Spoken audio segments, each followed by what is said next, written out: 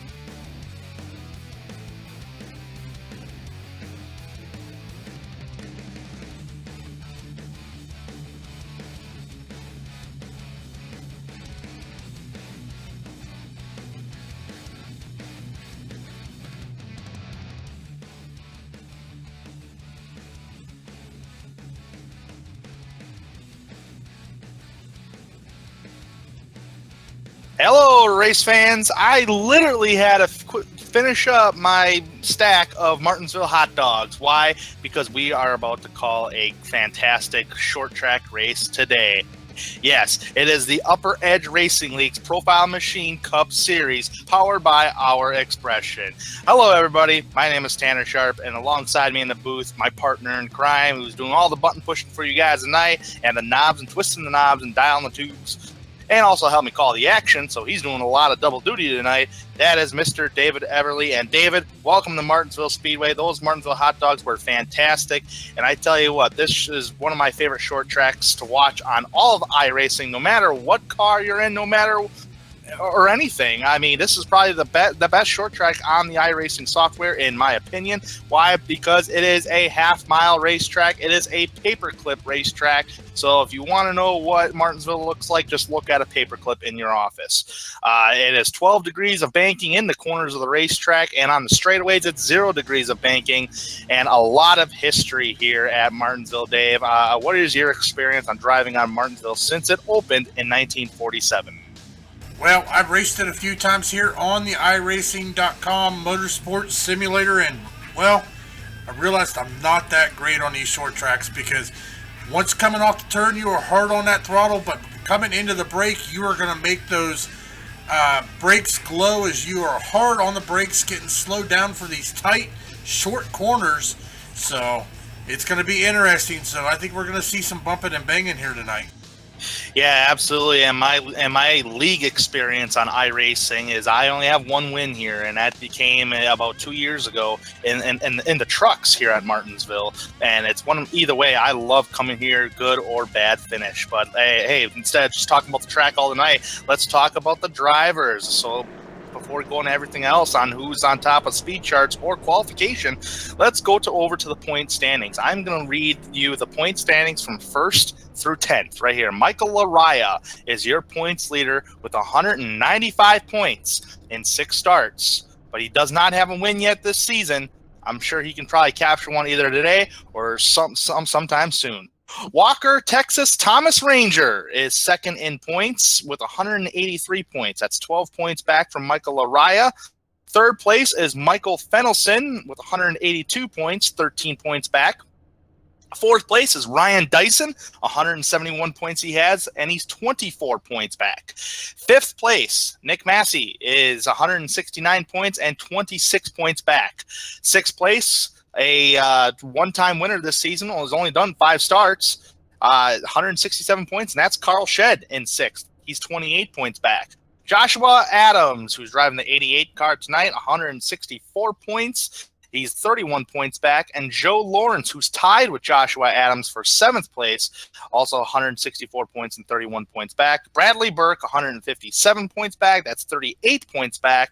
He's tied for 9th with Shane Tyrion, 157 points, 38 points back. So that was the top 10, Dave, and I'm only counting 4 drivers in the top 10 that have at least a win. The first top 5 drivers that I have read do not have a win this season. How do you think the chances of Michael Laraya, Walker Thomas, Michael Fennelson, Ryan Dyson, and Nick Massey, how do you think those 5 drivers, do you think they can get the victory lane today here at Martinsville? Well, I do think Walker Thomas does. He came off of a great win last night here on the Dre Broadcasting Network for the Hardline Racing League. So he's got a good win there last night, so he's riding high on emotion. But I tell you what, it just goes to show you don't really have to win, but you have to be consistent. I mean, you got to have consistency to be able to be in the points, top 10 in the points. Yeah, absolutely, because consistency is always going to be a thing whenever you're on iRacing. Even if you're not the fastest car, you just want to try to stay consistent as much as you can so you can gather up them points. Now, qualification is going on at the moment, so let's kind of go through the drivers here and who's doing good so far on the speed charts. I want to start with the practice session. Michael Laraya was first in practice, and he scored a 19.668 here at Martinsville. So far, he's 6th on the grid for qualification. Corey Hoover is 2nd in practice, but he's so far on the pole for qualification so far. So Corey Hoover is a guy going to be watch out tonight. Rhett McBride in the 77 car tonight. He was third in practice, seventh so far on qualification grid. Austin Hartenfels, last year 2016 Cup Series champion, is fourth in practice, and so far he's second on the qualification grid. And Carl Shed in that top 5 practice speed charts, he's so far in 8th. So guys who ran good in the top 5 in the practice session are so far doing okay for the qualification, at least getting a top 10 starting position. And you mentioned Walker Thomas getting off of a win last night here on the Dre Broadcasting Network. He's got a top, according to his speed charts here, Dave, he does have a top 10 car, but so far he's sitting 14th on the qualification grid. So hopefully before qualification ends, he's able to improve that time. Yeah, but we still have a few guys out on the track, even though we only got 2.5 minutes left in practice here. Taking a look here at the 45 of Carl Shed out on the track currently, just raised his starting position. He has moved into the 5th starting position, so they only have a few more minutes to get out there and try to beat that time. Another driver I'm curious to really see if he's going to be turning any laps tonight or even start the race is Michael Fennelson. Michael Fennelson has been in and out of the server. He might be having some connection issues. Who knows on his part? But he is currently third in the point standings. I know at one time he was leading the point standings, if I'm not mistaken. But his finishes have been pretty solid the last couple starts he's done. He did do a Las Vegas race, the Profile Machine 200 down in Vegas. He got a 4th out of that. And back in Auto Club, he did get a 6th and a 6th place at Kentucky. So that's a driver that I think if he starts the race tonight, that's the one that you're really going to want to watch out for. But yes, although you want to watch out for your top 5 drivers, Lariah, Walker Thomas, Michael Fennelson, Ryan Dyson, and Nick Massey. Other guys outside that top 10 range, I want to keep an eye on Austin Hartenfels here tonight. He had a lot of wins last season, and he did win the championship, but he has yet to visit victory lane this season. So we have to keep an eye on Austin Hartenfels as this night goes on. Well, I think we're going to be watching a lot of drivers there, Tanner, because I think this is going to be a great race. Like as you said, it's short track racing, bumping. I mean, we're going to see a little bump and runs. And, I mean, to be honest, if you come out of here with a clean car, I don't think you raced hard enough. Yeah, that's what they say. If you don't have any kind of damage or marks on all 4 fenders of that race car, you definitely were not driving hard enough. So you really want to try to drive as hard as you can, at least put a little dent in someone's car or your car yourself. So, but with that being said, we're I think what is this, a 15-minute qualification session? So we got about 20 seconds until qualification is over here, folks. So with that being said, they will grid up and they will take about 2 laps. 2 pace laps around here at Martinsville. Anything a mile or less, or actually less than a mile, they would usually do 2 laps on a short track. Well, Dave, checker flag is out here for Martinsville Speedway as we are getting ready for the Martinsville 250. And I actually have to correct myself, folks. Austin Hartenfels did not get the most wins last season, but he did win the championship.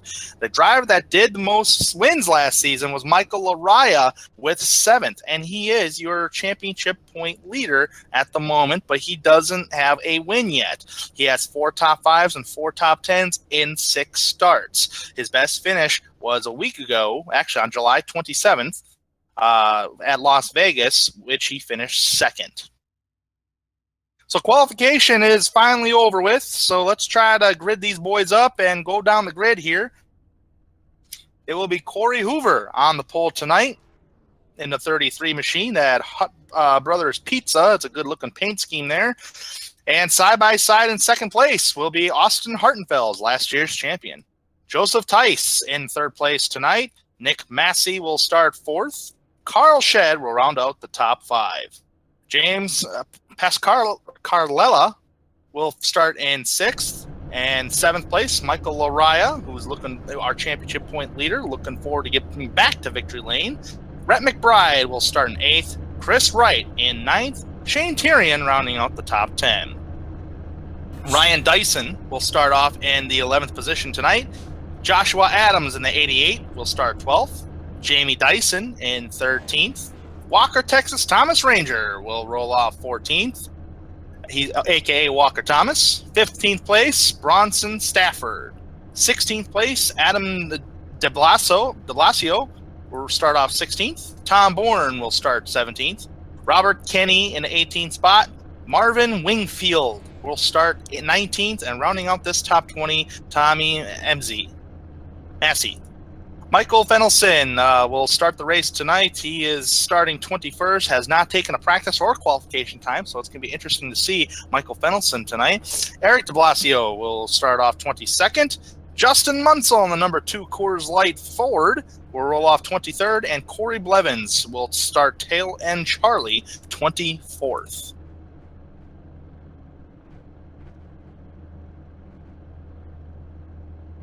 Well, I wish I could go back down to the concession stands here at Martinsville and go grab me another Martinsville hot dog. Yes, they are that good, folks. A Martinsville hot dog and a Mountain Dew for now, because I cannot drink on the job. With that being said, Corey Hoover is going to lead these guys 2 pace laps around here, and then we're going to go green flag racing. Dave, final thoughts before we go green flag racing. What are you looking forward to here at Martinsville, and what do you look for whenever you watch a Martinsville race? Just a close quarters racing, so it should be great. A lot of strategy coming into this race, so I think it's going to turn out to be a wonderful race to watch here, especially having 24 cars out on the track ready to go green flag racing.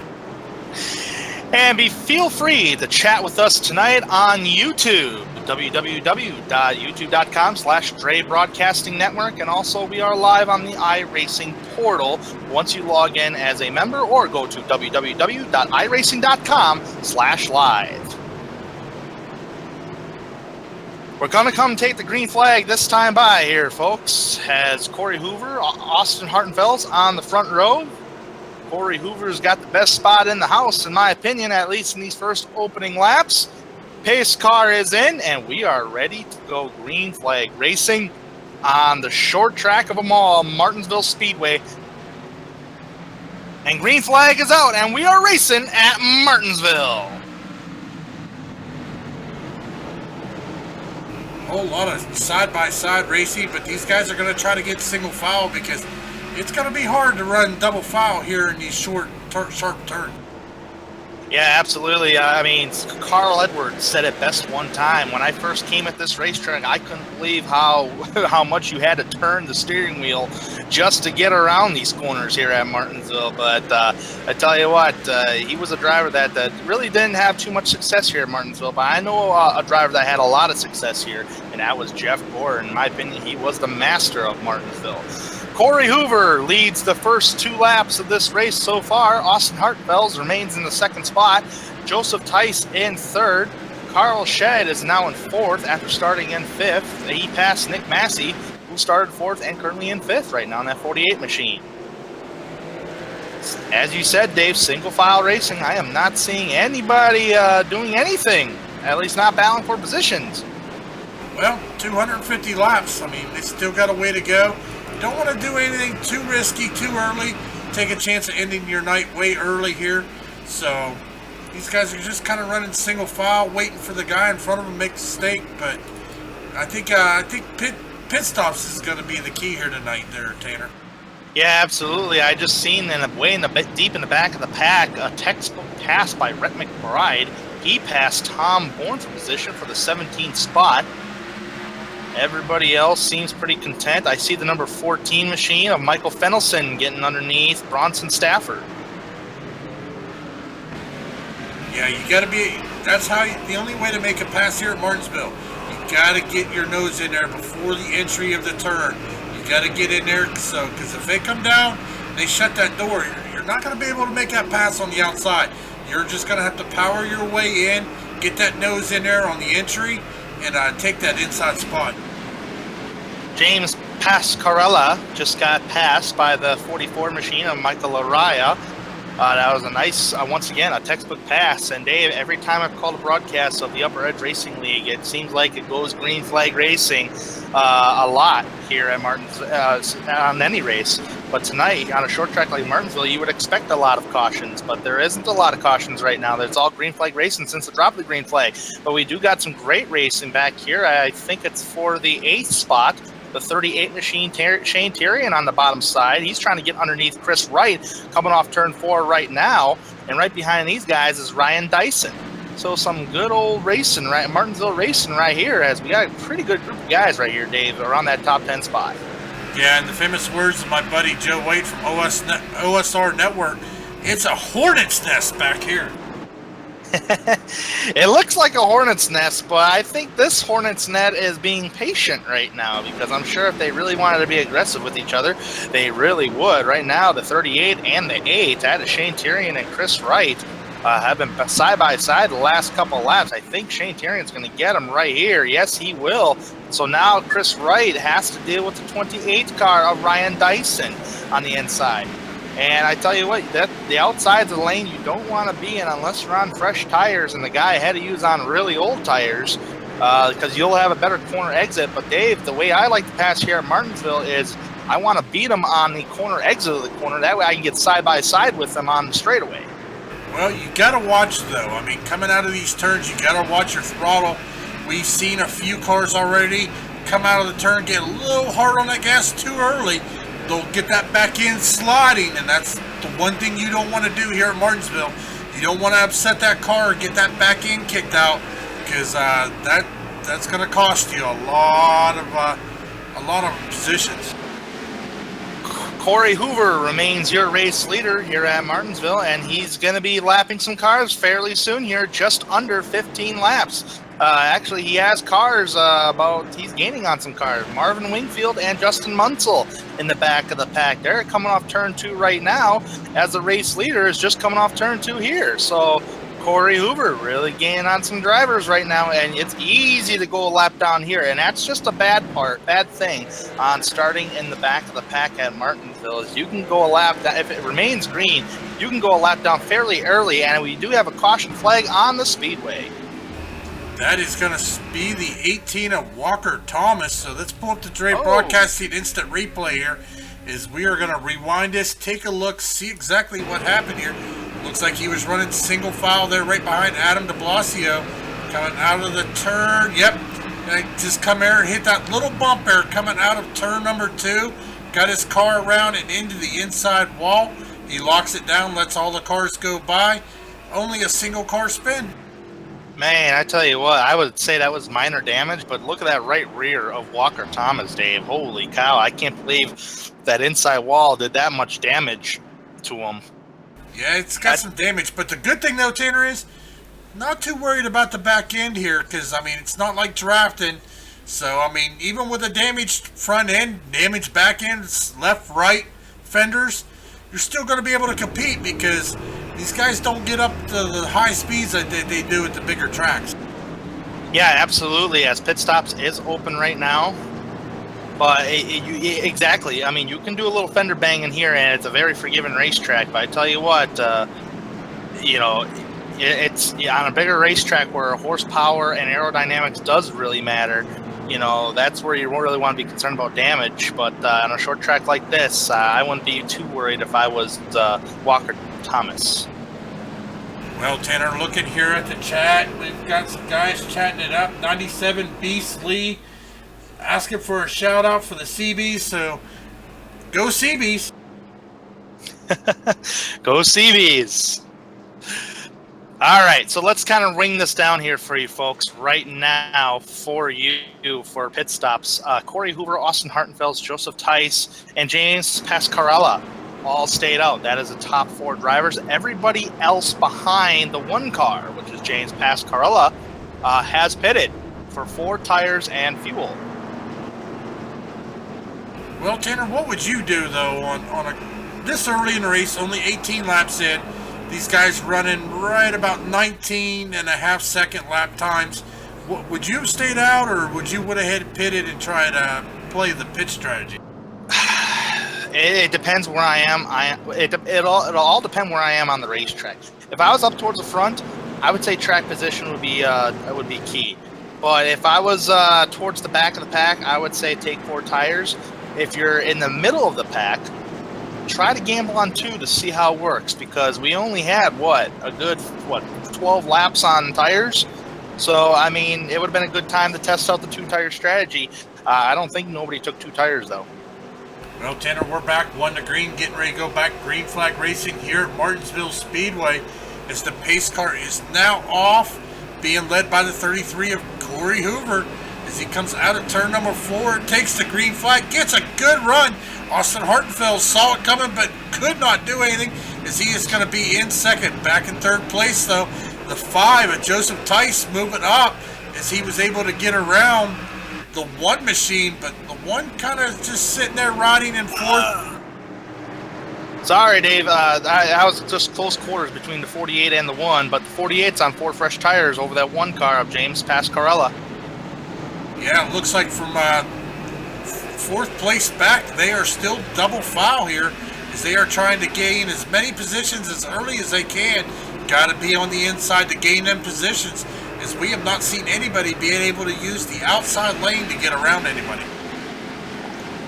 Yeah, it's a very good point though, but I'm looking at that 1 car of James Pascarella as he is making it work on that high side. He is sticking fairly well to that 40, to the 8. He was sticking fairly well, and not anymore. Now he's losing some ground on the outside lane. Oh, we got trouble in turn 4. Who was that back there? Actually, nobody spun around, just a lot of beating and banging. Well, it's Martinsville. Gotta expect it, Tanner. Oh, yeah, it was the 88 getting into, that was Joshua Adams getting into the 21 car of Adam de Blasio. That checked up at quite a few guys. But no caution. There's just some beating and banging. As the 11 car, Jamie Dyson, look at his car, Dave. He's all bent out of shape. Well, like we said, he's been racing hard, and he's got proof of it. Oh, I tell you what, Fennelson, there was a wreck. Fennelson got turned around. He's in the back of the pack. I just seen on a replay here on my end. Oh my goodness. Fennelson is still on the racetrack. He got turned around and there was no caution for it. Yep, gonna stay green flag racing. So the officials, iRacing officials, decided didn't need a caution. He got it back going. So he is gonna have to make up some positions here as he's running back now, just passing the 19. Marvin Wingfield, so he's sitting back in 23rd position, but he has got a long way to go, and we still got 225 laps to go, so he's got time to do it. Shane Tyrion getting underneath the 28 machine of Ryan Dyson for position as the number 8 Chris Wright gets really loose, causing Shane Tyrion to back off a little bit. This is probably, this is like the biggest battle on the racetrack right now. Not seeing anything else. I do see the 77 of Rhett McBride getting underneath the 21 machine of Adam de Blasio back here. But although the biggest battle of as far as group of guys go is Chris Wright on back. Yeah, it looks like everybody's pretty much, except for them guys, getting back into single file here. As the 28 machine of Ryan Dyson there is going to get underneath the 44 of Michael Lariah. They are still battling side by side. Yeah, absolutely. I'm just scrolling through the field as well, just trying to make sure I'm not missing anything here. It's just trying to keep an eye out because everything happens so quick here at Martinsville. Sometimes you just miss something. But nonetheless, yeah, that is the biggest battle on the speedway here at Martinsville, as Corey Hoover has pulled about 7/10 on Austin Hartenfeld. Corey Hoover has led every single lap since the drop of the green flag. Taking a look here at the Dre Broadcasting chat here live on YouTube. We have got some good guys out there. Got 97 Beast Lee, Abbott Sladdick, how you doing there? Gone Fishing TV's there with us. Make sure to keep chatting up at chat. We may not get to you right away, but we are watching it. We want to see what you think. So come out, get in the chat. Let's make this a live, fun time here at Martinsville. I like winning here in Martinsville because why I like winning here in Martinsville? It's not just because of the Martinsville hot dogs. It is because you get that trophy, that grandfather clock. Oh, what a trophy to have. It's probably one of the most prestigious trophies, probably second, in my opinion, to the most prestigious trophies you get in NASCAR, aside from the Daytona 500 trophy. Well, I don't know, What are your thoughts, folks? Well, I don't know, because the Daytona 500, that's the Super Bowl of NASCAR, so, I mean, that's the biggest race of the year, the first race to kick off the season. But I have to admit, I think, I doubt I'll ever get it, but that grandfather clock would look good in my living room. Ooh, we got a pretty cool battle back here. Rhett McBride is just getting passed by that 45 machine of Carl Shedd. That was a very cool textbook pass by Carl Shedd over Rhett McBride. That would have been a battle for the 12th position on the speedway. Yeah, it looks like his first group, though, here from 1st through 8th is starting to pull a little bit of a gap from ninth place there, James Passarella. He is sitting there in 9th, but now he is coming under fire from the 88 of Josh Adams. Josh Adams just riding there all over that back bumper, just waiting. Here he comes. He's going to make a move. Is he going to get there? No, he is not. Passarella is going to shut that door on him, but I don't know. I don't think this battle's over. As Passarella is pulling down low and slowing down. He is just going to let those guys go. Yeah, we got a caution on the speedway, though, and it's off of turn number 2. Well, that is going to be the 05 of Tommy and Massey, so we are going to pull up the Dre broadcasted instant replay, focusing on the 05 of Tommy and Massey. See if we can see what happened. Looks like he was just riding there on his own. Once again, turn number 2, got another victim. Into the inside wall, he locks her down, lets everybody go by, gets her spun back around, and we are under our second caution here at Martinsville Speedway. Yeah, one thing I do want to point out, folks, is the weather. We actually did not even get a chance to talk about the weather earlier. We actually totally forgot about the weather part. But it is 78 degrees with 104 track temperature. So that could be a lot of reasons why right there, that track temperature, on why we might get spinouts off of turn number 2. Well, we do have a lot of cars down on pit road, but looks like the 8 machine of Chris Wright is going to stay out. So is the 20 of Eric de Blasio. They have 22 laps since their last pit stop. Everybody behind them. Well, actually, it looks like the 20 is going to make his way down onto pit road, so he is going to come down to pit. It looks like the 05 of Tommy Amassi is going to stay out, trying to get the waiver round, but if the 8 don't pit, he's not going to get that. He is going to stay 1 lap down. Ooh, this is an interesting call from Chris Wright because the entire field just pitted for 4 tires. So it's an interesting call on Chris Wright's part. We're going to have to see if he'll pit this time by. If he does not, then he'll be our race leader on this next restart.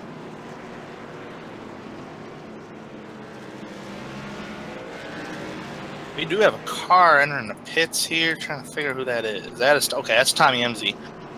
Yeah, Tommy Amassi down on pit road. He is going to go ahead and get him some pit stops. So here's the thing. Chris Wright staying out. Shane Tyrion was able to beat Corey Hoover off of pit road. Taking a look at their pit stops, I'm thinking the 38 of Shane Tyrion went with a 2-tire stop because his pit stop was only 7.5 seconds compared to Corey Hoover at 14 seconds. That means Corey Hoover's going to start on the inside. Now, what that's going to do, though, is that's going to give him a good advantage. If he can get to the back bumper of the 8 of Chris Wright, he is going to block Shane Tyrion from getting into that lower lane and hopefully make that move around him. So we'll have to see what Corey Hoover's going to do, as he is going to be starting this next restart in the 3rd position. Tyrion's on 2 tires, according to my stat sheet. Is that correct, Dave, on yours? Yes, Corey Hoover's currently running in 3rd position. And Shane Tyrion's on 2 tires. Yes, Shane Tyrion is on 2 tires. Okay. Just making sure I'm getting my my stat sheets here correctly. So this is going to be an interesting call with Chris Wright choosing this outside row here. Actually, it's not a bad call when you're racing here at Martinsville because Shane Tyrion can't be right to the line, otherwise iRacing will black flag him. But here we go, green flag is out, and this will slow down Corey Hoover, who's in that 5th spot because he has nowhere to go. And look at Austin Hartenfels right in front of Shane Tyrion. Great move, but we got a big old stack up down turn 3. Oh, I don't know how this is going to work. Well, Austin Hartenfels looking to the inside. Big wreck. Big accident in the back. Oh, Marvin Wingfield, I think, is involved. Tom Bourne is definitely involved. Well, we will pull up the Dre Broadcasting Instant Replay. We are going to take a look at this. Yeah, there's a few cars. This happened a couple rows up, Dave. I mean, you'd have to take a look at a couple of replay angles here. But this happened quite a few rows up where Rhett McBride is at, if I'm not mistaken. I think with the 45 and the 25 machine actually making contact. That would be Carl Shedd and the 25 of Corey Blevins. I think that's where it started. Actually, no, Tanner. It started with the 18 of Walker Thomas and the 39 machine. Bronson Stafford kind of coming together, and then just a bunch of cars. There's looks like the 18 of Bronson, or the 18 of Walker Thomas. He's got some damage. The 10 of Robert Kenny also involved. Right, but I was just saying that mediocre effect that everybody reacting to the situation happened between the 25 and the 45. And actually, that was two separate incidents because the 18 didn't react to that incident at all. He was just riding in line just fine. He just got tagged by, who's that 39 machine back there? That would be Bronson Stafford. A lot of good cars in that incident.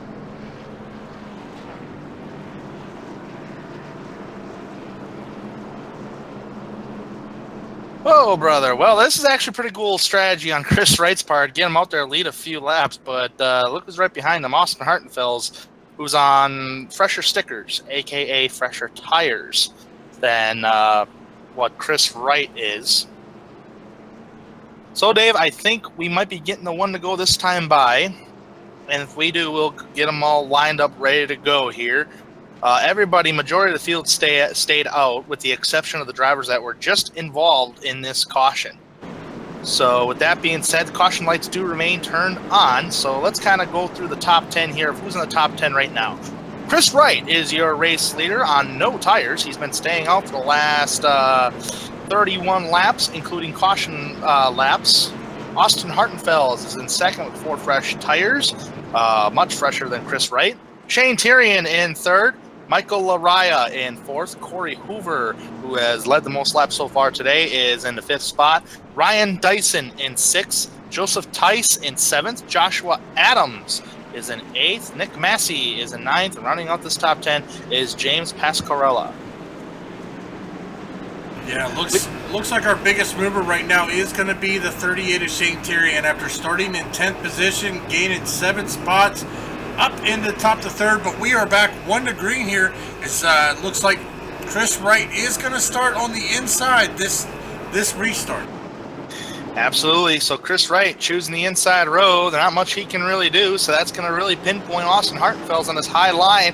What can Austin Hartenfels do?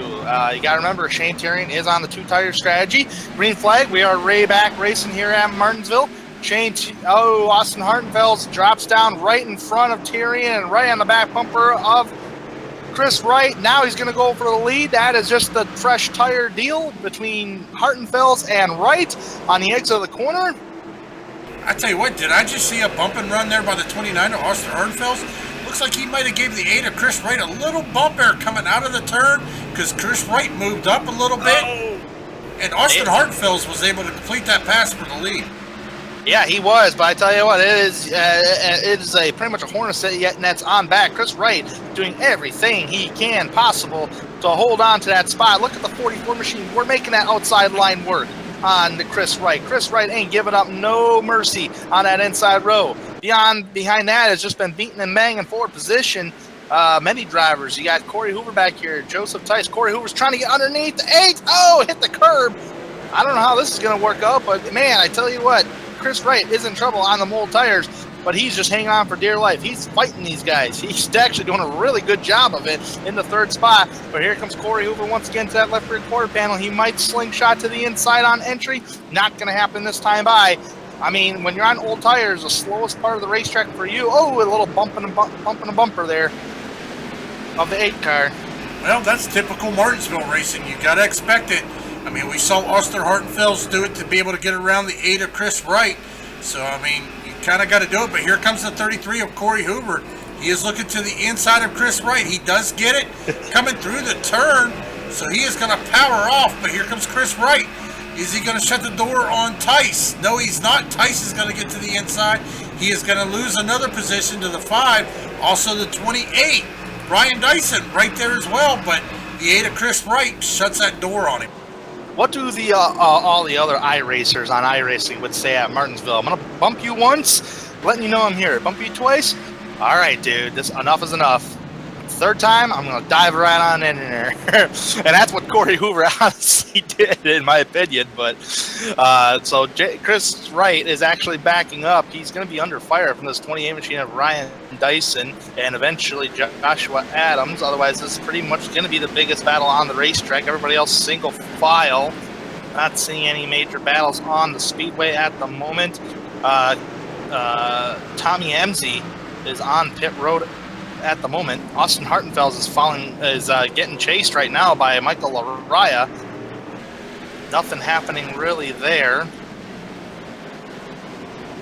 Tell you what, Wright's going to be in trouble here because he's going to have a bunch of cars on that back bumper, and eventually they're going to get the run off. And once they get that run off the 8-corner exit of the corner, they're going to dive it in there. Yeah, he's going to watch. Brian Dyson's back there. He's watching, but the 88 also, Joshua Adams there. Also, Shane Tyrion dropping back there into the 8th, as he is actually under fire there from the 48 of Nick Massey, who's trying on the outside. He is doing a good job at keeping Tyrion there on the inside. Right behind them also the 21, Adam de Blasio and Carl Shedd going at it as well.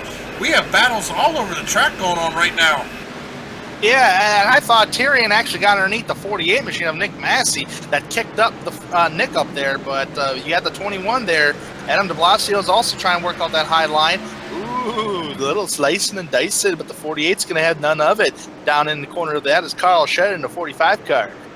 That was a pretty cool move that he did. I don't know if you see that there, right there, Dave, but that was kind of cool. Yeah, these guys are showing how to race here at Martinsville, that's for sure. They are putting on a good show here. Carl Shedd dropping. He is still battling the 48 of Nick Massey, 21 of Adam de Blasio. We are going to jump here in the cockpit. We are going to watch from the cockpit here of Adam de Blasio as these two guys are battling in front of him. See here is he is going to get to the inside of the 48 as Carl Shedd. Oh, Carl Shedd got a little loose there off of turn 2. That slowed him down, let Nick Massey get another good run. I tell you what, it's kind of fun watching this battle as the car back behind him. Yes, folks, you are literally getting that close to the wall, and yes, folks, you are literally getting that close to your competitors on a track like this, and this is the only view you get. If you ever decide to come join on iRacing.com, this is the only view you get, and it's a fun view, too. Oh, yeah, most definitely. I tell you, I do love broadcasting. I love calling these races, bringing them to the fans, but nothing will beat getting into the cockpit of the car, turning these cars, whether you're doing oval, you're doing road racing, or even now dirt that has been released here on iRacing.com. So they have the sprint cars, the super late models. You can even take the NASCAR Camping World trucks and take them to Eldora. I want to say the Hendrick horsepower is going after each other right now, but I don't think they're using the Hendrick equipment. That would be Joshua Adams and Nick Massey. They were battling side by side there. But right now the 88 is on the outside line, getting overtaken there by the 45, Carl Shedd. Well, nothing has changed up towards the front, folks. Austin Hartenfeld still leads by 4/10, still being chased by Michael Araya. Corey Hoover is in a quiet spot on the speedway in 3rd spot right now. Joseph Tice is in 4th and running your top 5 and has maintained his position, folks. Yes, Chris Wright in the 8 on older tires has maintained his position. He's being followed by Ryan Dyson, Shane Tyrion, Nick Massey, and Carl Shedd. And actually, these drivers back here where Adam de Blasio is at, these guys have been all over each other. Look at, who's trying to do this right here? Shane Tyrion on the high side. The 28 car on the inside getting by. Well, he's got to watch because he's trying to pass him on the outside, but here comes the 48, Nick Massey. He keeps leaving that inside open. Nick Massey's going to take it.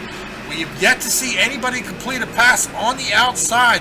Inside is the place to be. Here comes the 45 Carl Shedd.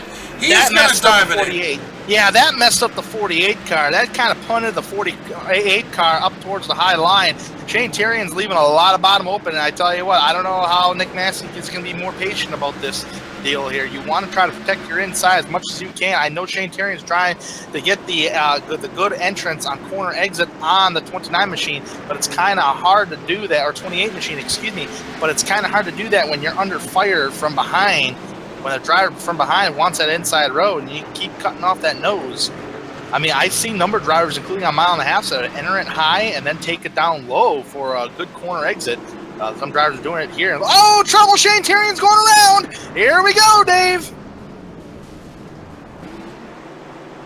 Wow. Well, we are going to pull that up on the Dre Broadcasting instant replay here. We are going to take a look at that as the 38 of Shane Terrian was around in the middle of the track here. Let's take a look here, see if we can see exactly what happened with the 38 of Shane Terrian as he was riding up a little bump there, maybe. Yeah, bottleneck effect. Yep, and then, of course, the 45 Carl Shedd involved, the 20 as well. Also, the 1 also involved. As you said, that's a classic accordion here at Martinsville. Yeah, I think what happened was Shane Terrian hit the back bumper of the 28 machine, which slowed him down, and it just sandwiched Shane Terrian. And Nick Massey just got on that bumper, and it just turned around Shane Terrian. So it was pretty much the sandwich effect right there, as a bunch of drivers get involved with this. The 45 Carl Shedd, the 1 car of James Pascarella, the 2 car of Justin Munsell involved, the 20 car of Eric de Blasio was involved. A lot of cars with damage, but we got pit stops going on right now. Austin Hartenfels is leading these drivers in. Everybody's on pit road, and I mean everybody. Well, all the lead cars are.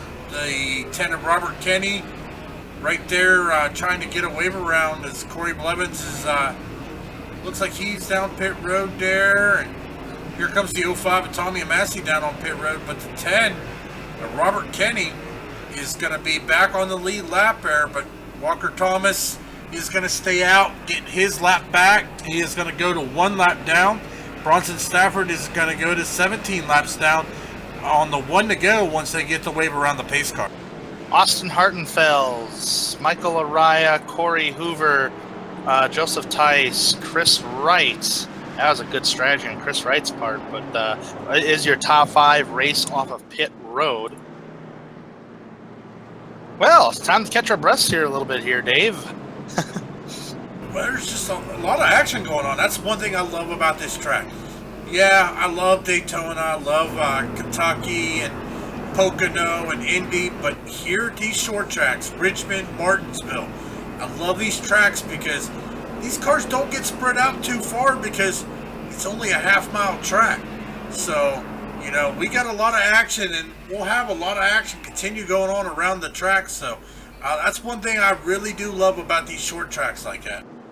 Yeah, absolutely. And Martinsville, like I said at the top of the show, it's one of my favorite short track races to watch. Actually, to be honest, I love all the short tracks on the NASCAR schedule, realistically. The track, I don't know why, but the track I'm not really a big fan of is Phoenix. But if I had to pick a top 3, it's going to be Martinsville, Bristol, and Richmond. And I'm talking the Bristol night race, folks. So that's coming up in real life as well. Not this weekend, but the following weekend. Pace car lights are turned off. Austin Hartenfels, Michael Araya in 2nd, Corey Hoover in 3rd, Joseph Tyson 4th, and 5th, Chris Wright. Great strategy on Chris Wright part. So, Dave, how about a little crank them up on this restart?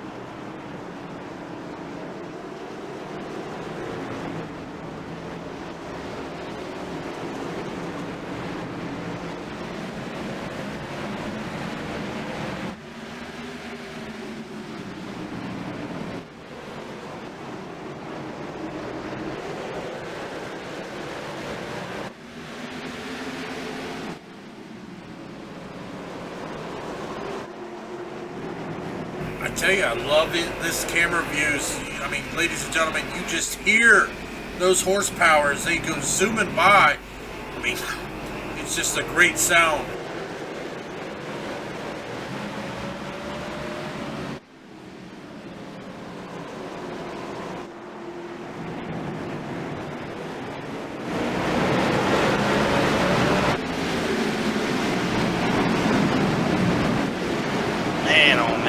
Austin Hartenfels leading the race here. Yeah, you mentioned it, Dave. Great sound. Great, fantastic sound.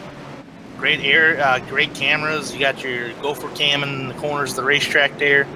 Great stuff. But it is Austin Hartenfeld's out front. Corey Hoover has taken over that second spot. Michael Araya is currently in the third spot, but we have a pretty heavy-duty battle back here for Joseph Tice trying to get underneath. Actually, he's scraping doors. He's trading some paint on the 28 machine of Ryan Dyson. Well, 173 laps remaining here. We are running right about 19, 20-second lap time, so they're doing about 3 laps a minute, so those lap times are going to tick down real quick.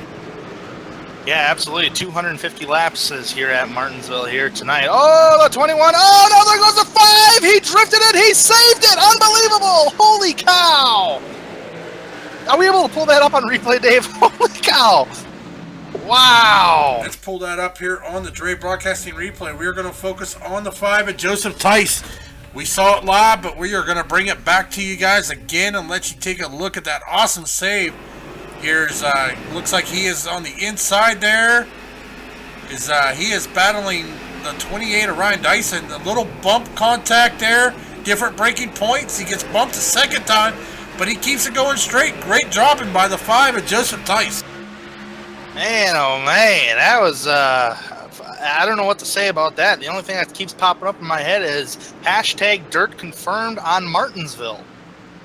You know, that sounds like it could kind of be a little interesting. I can imagine some dirt racing here at Martinsville. Oh yeah, absolutely. But anyways, it strung these guys out. It strung them out a little bit. Everybody's single file right now. Joshua Adams currently in the 7th spot. Nothing has changed up towards the front except Corey Hoover is actually putting a little pressure on Austin Hartenfeld here. Nothing really going on for the battle for race lead just yet. Well, taking a look at my lap sled here, Corey Hoover still led the most laps.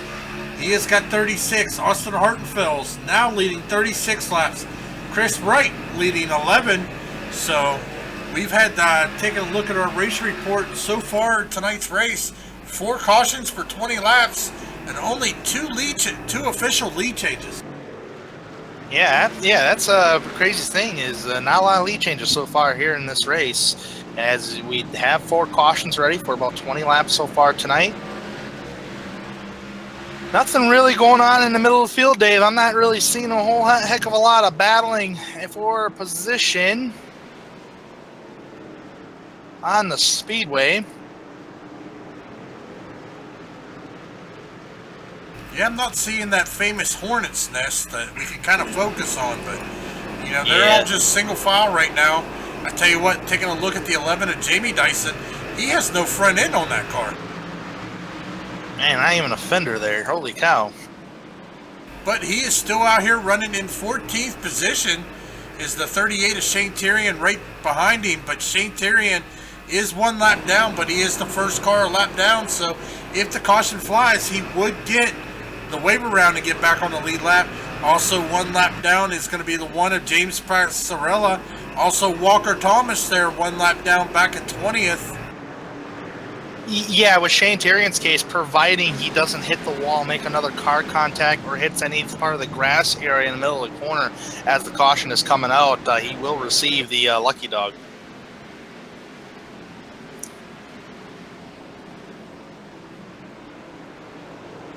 Well, ladies and gentlemen, we are here now 89 laps into the 250 lap race here at Martinsville Speedway.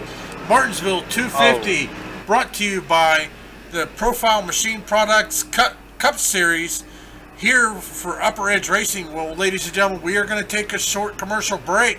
Give everybody a chance to refill their drinks because I'm sure their mouth is going to need it from yelling at their screen.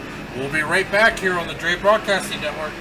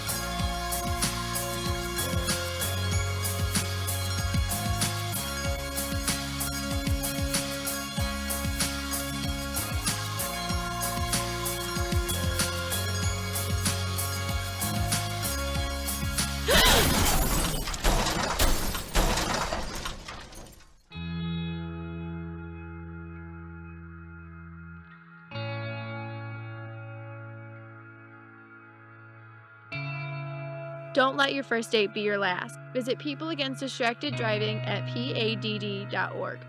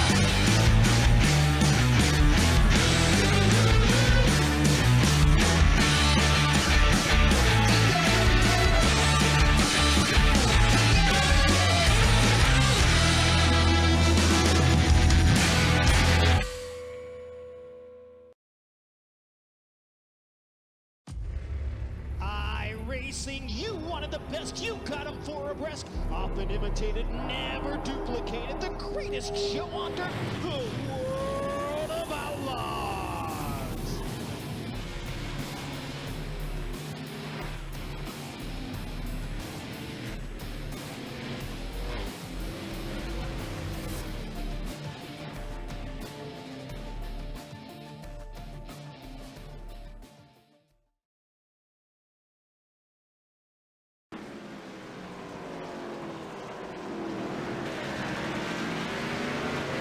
Welcome back, folks, here at the Martinsville Speedway for the Upper Edge Racing League's Profile Machine Products Cup Series, powered by Our Expression for the Martinsville 250 here at Martinsville. Corey Hoover is your race leader. He did take away the lead from Austin Hartenfels about just before we went to a commercial break.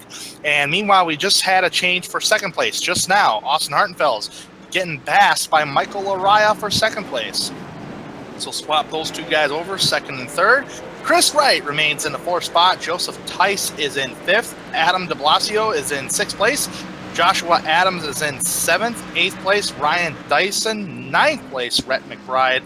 And rounding out the top 10 is Michael Fennelson, who's had a couple incidents tonight, but he just now cracked the top 10. Well, I told you he had a long way to go, but he had enough time to do it. But he is battling the 45 of Carl Shedd right now. Carl Shedd on the outside. Is Fennelson is on the inside, but almost wall contact, I think. Yeah, I think Michael Fennelson knew it too, but these guys are just trading pain. These guys ain't giving up for position. Fennelson's going around. Oh, he's going around. This will bring out a caution flag. Justin Munsel's involved. That was bound to happen with those two drivers because they were battling pretty hard for position. Yep, we saw it live, but we are going to take a look here from the blimp view, focusing on the 14 of Michael Fennelson. As I rewind it, as they were battling side by side, I don't see any no, he just lost that back end coming out of turn number 2. Didn't see no contact, but that is going to bring out our fifth caution here at Martinsville. Fifth caution is out here at Martinsville's indeed. Just a self-spin by Fennelson's part coming off turn number 4. Racing pretty hard with Carl Shedd for that top 10 spot on the speedway. Pit road is open right now. It's going to be led by Corey Blevins. Now, this is a good time to take 4 tires. Well, the 10 of Robert Kenny got the lucky dog. He is back on the lead lap. Right behind the pace car is going to be the 38 of Shane Tyrion. The 1 of James Passarella also there. Also the 18 of Walker Thomas. Question is, are they going to pit? Yes, they are. They are. Well, Shane Tyrion's going to stay out. No, he pitted. So all of them pitted, so they are not going to get that back on the lead lap. They elected to go ahead, come down, and get some fresh tires. If anybody had stayed out, it would be Michael Fennelson, who's going to lead this time by. Yes, Michael Fennelson. Bonus point to Fennelson. He stayed out to try to lead a lap, and actually he did lead a lap by on pit road. Robert Kenny. Did he stay out? Oh, he's going in now. Okay. So that would put Corey Hoover back out front. So everybody pretty much has pitted. It was Corey Hoover, Michael Araya, Austin Hartenfels, Chris Wright, and Joseph Tice, the top 5 coming off pit road.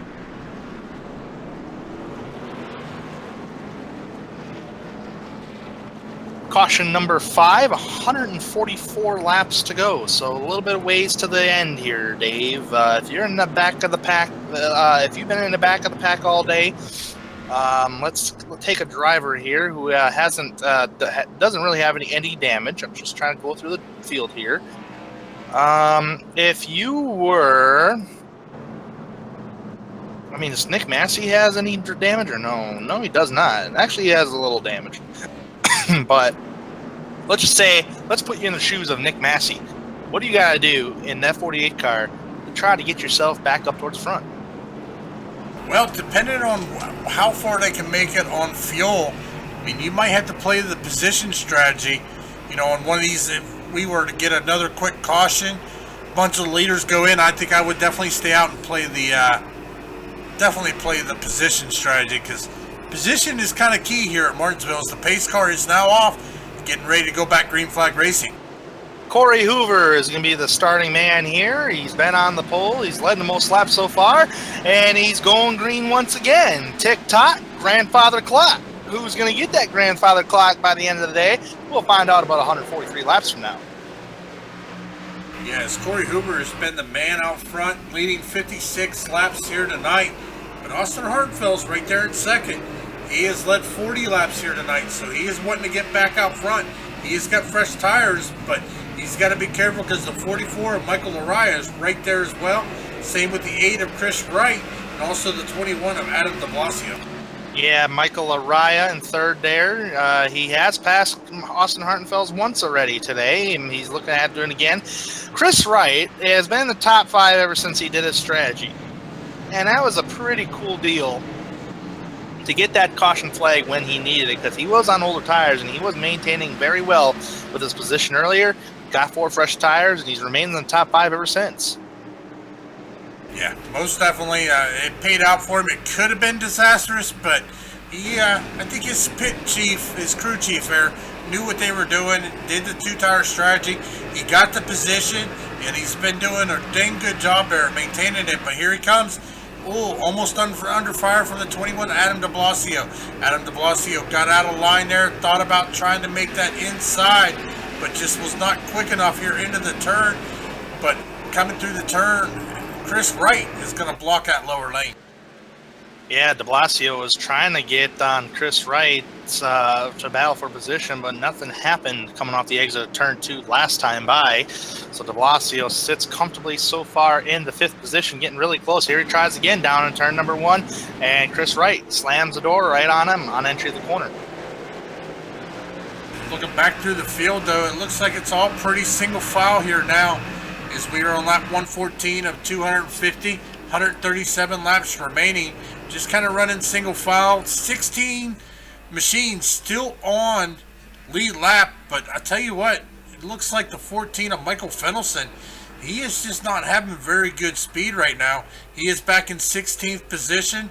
Last car on a lead lap as he just makes contact with the wall, but he is only getting up to about 89, 90 mile an hour on the straight stretch here.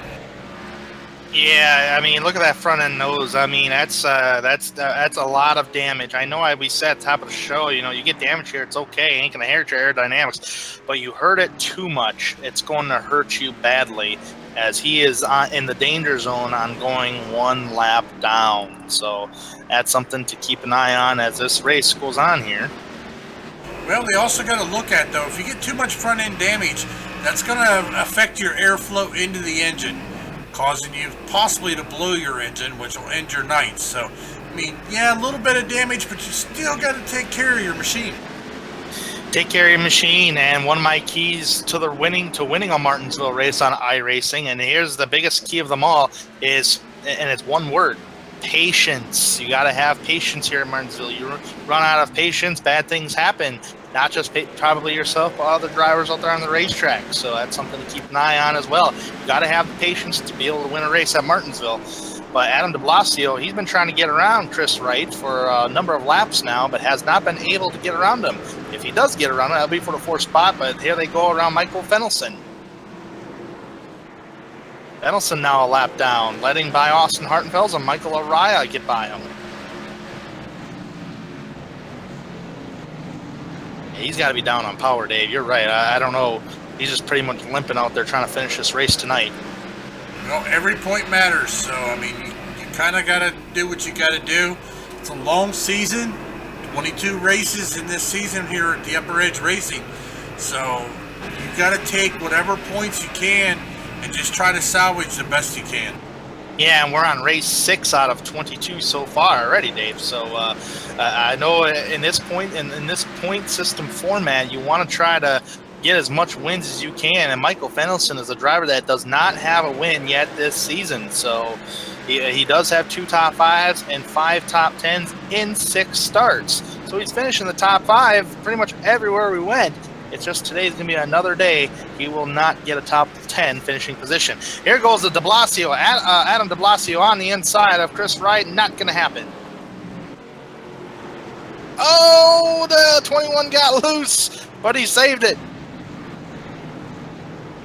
Got to watch doing that, though. Getting that loose, that's going to cause your tires to wear even quicker.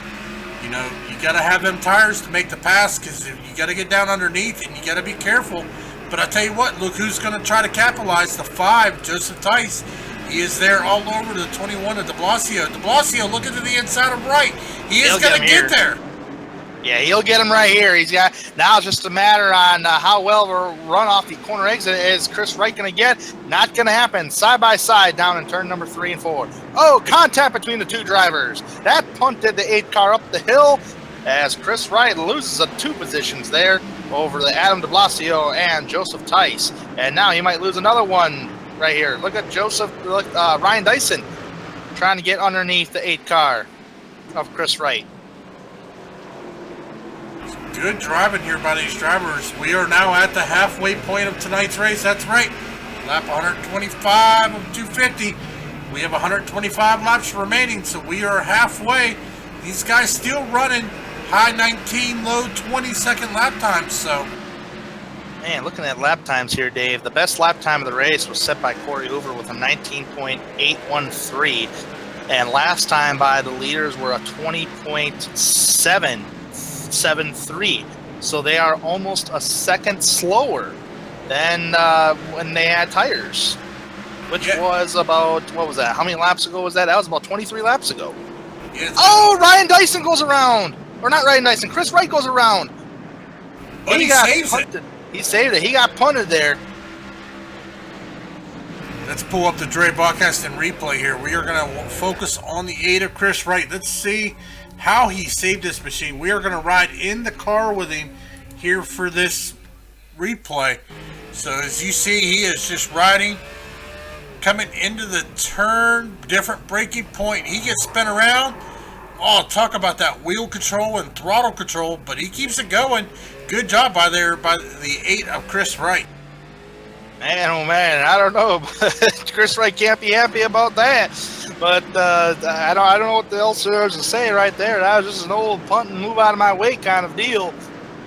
But I mean, there was actually no radio communication that I've heard of right there. So everybody's pretty much being respectful to each other. That's actually a really cool thing to have when you can beat and bang like that and not get mad at your opponent out there. No, these guys are class act here at Upper Edge. Ladies and gentlemen, if you like what you see, you think about it, wanting to join here at Upper Edge Racing, definitely go check out their website. That's upperedgeracing.com. Go check them out. Great group of guys, great league here. So far, 6 races into the season, we've had 2 caution-free races.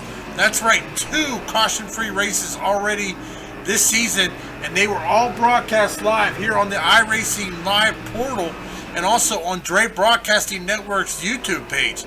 We are here every Thursday night, so definitely, if this is something you think you might be interested in joining, definitely check out the website, give them an email, and see what they can do for you today. Pass for second place. Michael Araya gets around Austin Hartenfels. That was a textbook pass right there, so move Laraya up to the second position. Austin Hartenfels in third. De Blasio is in fourth, and Joseph Tice rounding out the top five. Corey Hoover as your race leader. Oh man, I just noticed there, Tanner, unfortunately the 38 of Shane Tyrion has taken his car behind the wall. Yeah, he is done for the day, so he will finish his 15 laps down and counting in the 19th position. But I think if I'm not mistaken, James Pascarella is on pit road getting damage repaired. He's 28 laps down, so Shane Tyrion will more than likely finish 19th. well, that definitely could change because we still have 115 laps remaining here tonight. I think Michael Laraya in second place. I think he has a great car on a long run, Dave, because he's already pulled away from Austin Hartenfels, and he's trying to knock down that time. Last time by was a 1.4. This time by is a 1.4. So, I mean, it's even this time by, but I think Laraya does have a better car than Corey Hoover. Well, I'm actually looking at the live time, and he is actually losing time there to Corey Hoover. Oh. He's now 1.583 back from Corey. Actually, just jumped up to 1.6. Yeah, so I take that back. Corey Hoover has the better car, but I still think Laraya, we've seen him before have that long-run car, as Austin Hartenfels does blink a little bit there. Nothing going on mid-pack, at least in the top 10 mid-pack. Everybody's single file. They have separated themselves. Not really. There isn't any kind of battles on the speedway. Just drivers going around lap cars. As Rhett McBride in 77 is going underneath Robert Kenny. And that's not for position. Robert Kenny 1 lap down. It's got a slow car right now.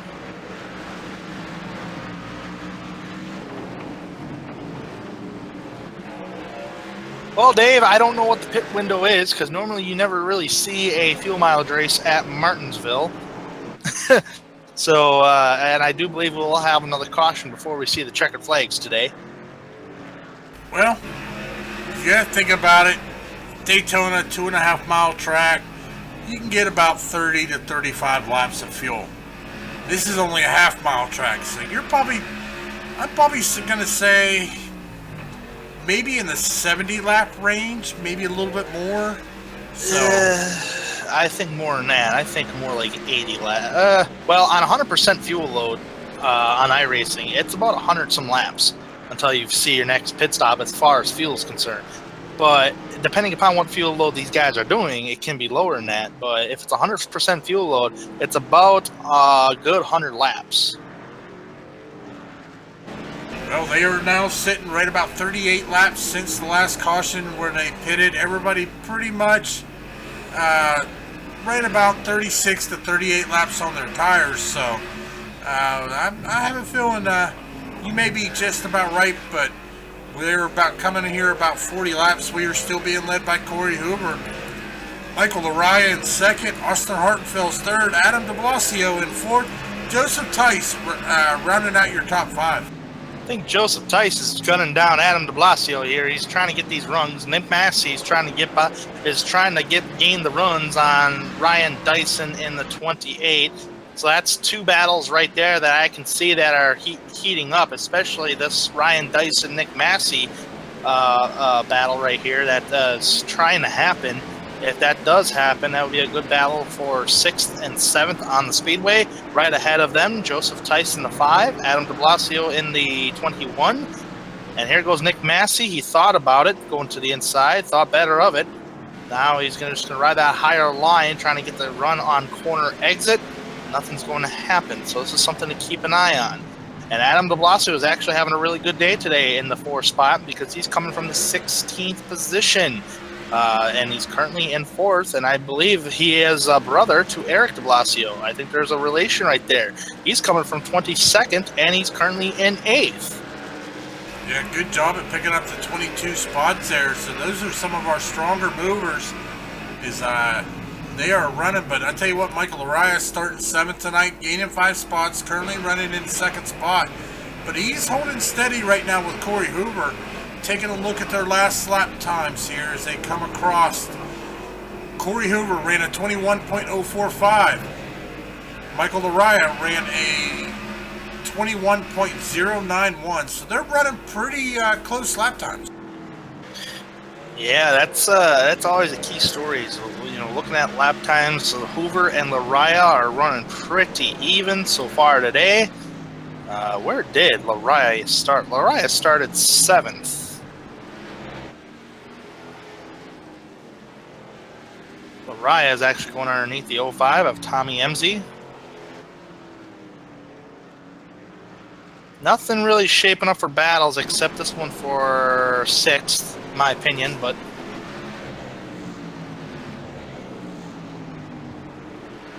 I'm just going to see if there's any battles behind here. Nothing's really shaping up. There could be. We got a 3-horseman race. Rhett McBride, Joshua Adams, and Chris Wright. Chris Wright actually now falling outside the top 10. He's now in 11th.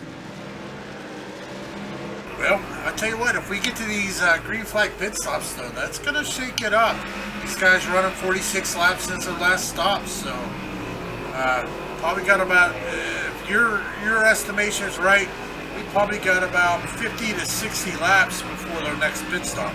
But we still got 99 laps remaining. Ooh, Joshua Adams. I don't know if he was attempting to make a pass or what, but I got to rewind my end here. He was really slow. Oh, he just got loose. Yeah, he got loose coming off turn number 2, actually, so he's okay.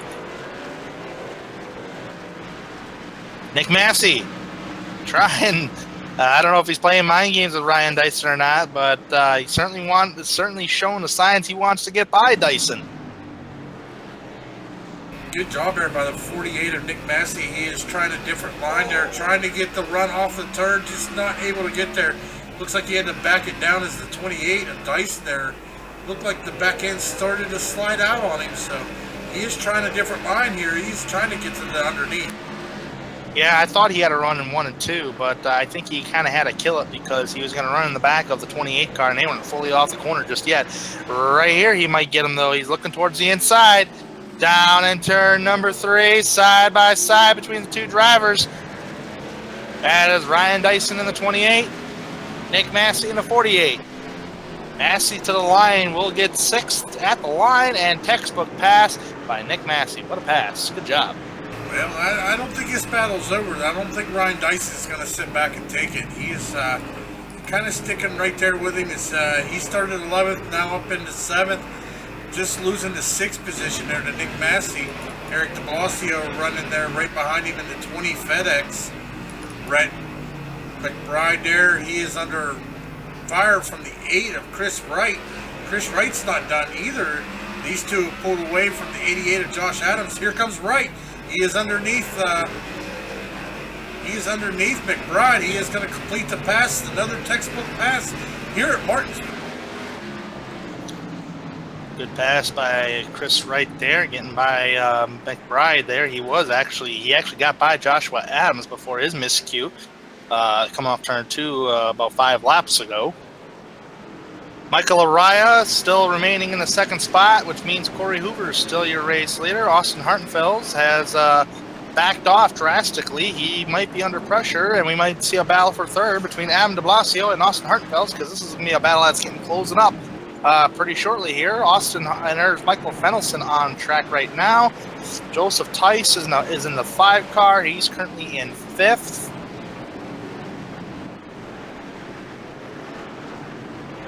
Pretty good action going on here at Martinsville, and a lot of drivers or people, race fans, could possibly see, in the middle of the corners of turns 1 and 2, 3 and 4, that's getting all black. Well, thanks to the iRacing dynamic track surfaces, the more you run on an asphalt track, here it's concrete in the middle of the corners, the more darker it gets. That's more rubber put down and also more hot, slick conditions.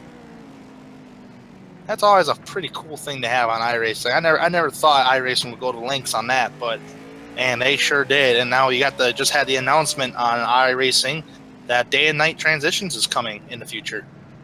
I am looking forward to that day-night transition there, Tanner. I think the fans would love seeing that here on the broadcast, going from day condition into the night conditions. I think that'll make for some interesting, especially to say Richmond or Bristol, like for night races, started during the day, ended at night. I am seeing some marbles getting built up, and we have a car on the wall. That is the number 10 car. No harm, no foul there. He's just trying to stay out of the way. That would be Robert Kenny. Nick Massey there all over the back bumper of Joseph Tice. It looked like he had to lock his brakes up coming into the turn due to the speed of Joseph Tice. So he is now into this battle here for the 4th, 5th, and 6th position. Fennelson's doing a pretty good job right here, but he's going a little too high, which is going to be allowing Adam de Blasio here, to get a run on him on corner exit. Here he comes right now on corner entry. Well, the 14 there, Fennelson, is multiple laps down, so he's probably just riding high, giving a chance for these guys to go around him. But I tell you what, here's Austin Hartenfels. He is slowed down. Adam de Blasio is caught up to him. So we might have a battle for 3rd position here soon. And we did document that Michael Fennelson was down on horsepower, but I tell you what, unless that's just a tire difference between the 14 and the 29, my goodness, it slowed down Hartenfeld's pretty good portion according to his lap times here. Because right here, you got de Blasio. He's going to go for a position. He's going to try that higher line of the racetrack. Little slight contact between the 29 and 21 car of Adam de Blasio and Austin Hartenfeld. I think that may have been netcode, Dave. I don't think they actually touched. But Joseph Tice is going to take advantage of this. He's going to go towards the inside, gets really loose. Not going to happen. He just lost position to the 48 machine of Nick Massey. What can Nick Massey do up towards the front here? Well, wow. 84 laps to go. These guys, 60 laps, and you were absolutely right. The tire difference. Michael Fennelson, only 11 laps. Austin Hartenfeld, 62 laps. So a big difference in tire.